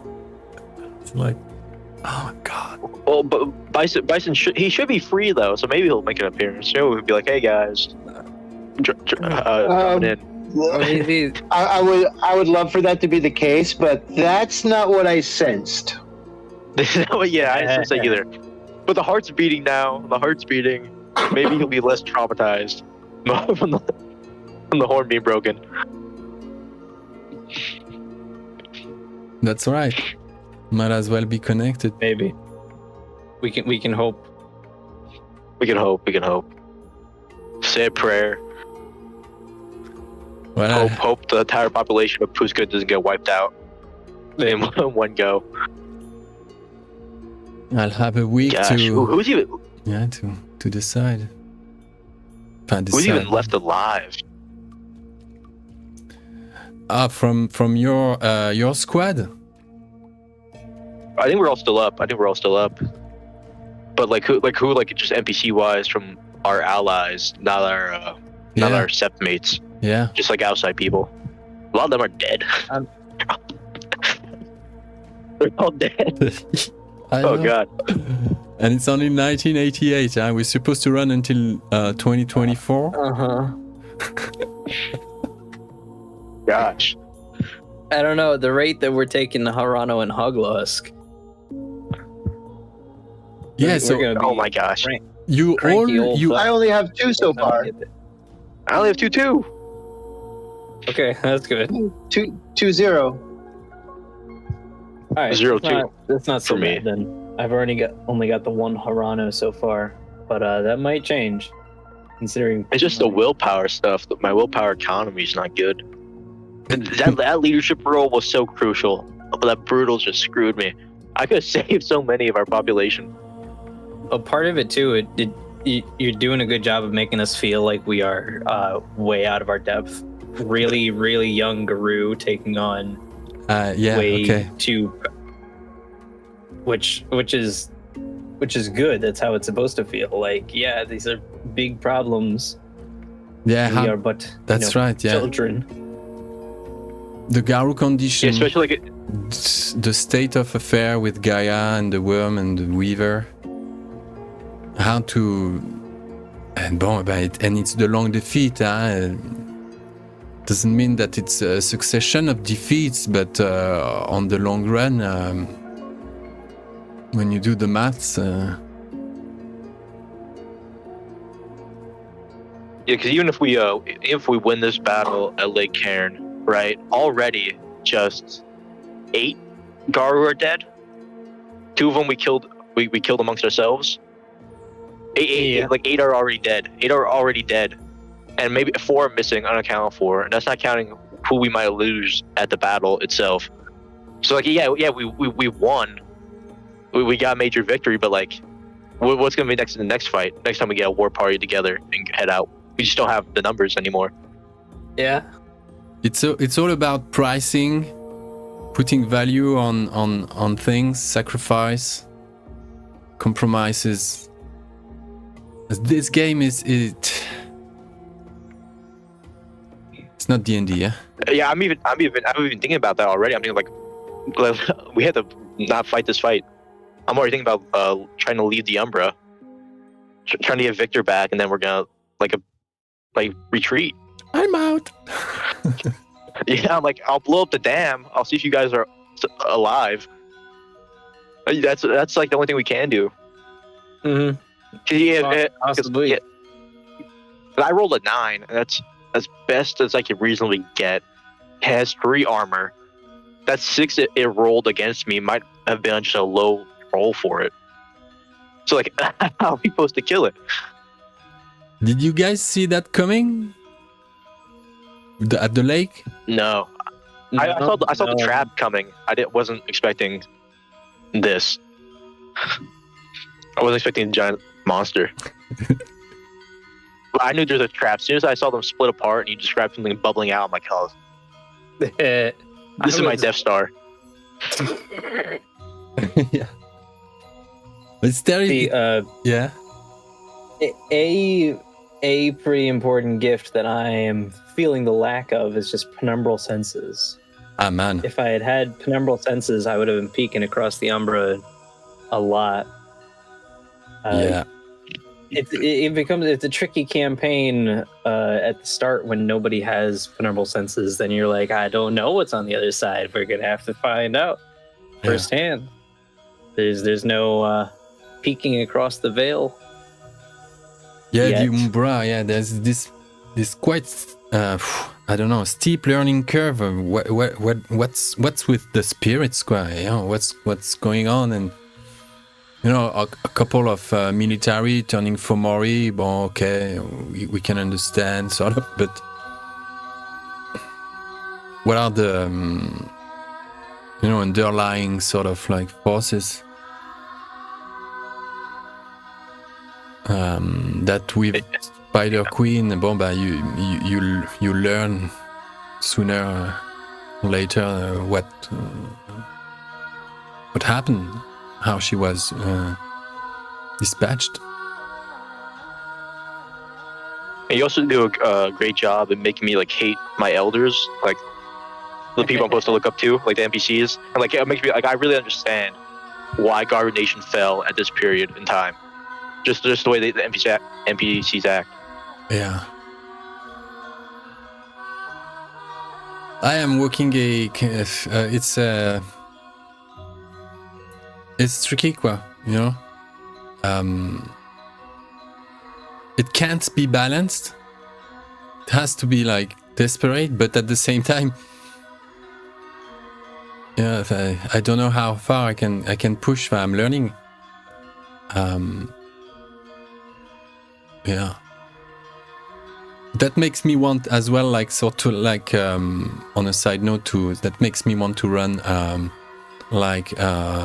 one shots, you know, werewolf one shots, where you go, you know, either total corruption or total misunderstanding, or the odds are completely against you, and you know it's a one shot, so there is not, you know, you can drop that character, you know, it doesn't matter. Yeah, but here with the campaign that scale, I'm kind of like, where is this going? Fuck. Pissing myself. Well, I'll let you go, guys. That was awesome. XPs,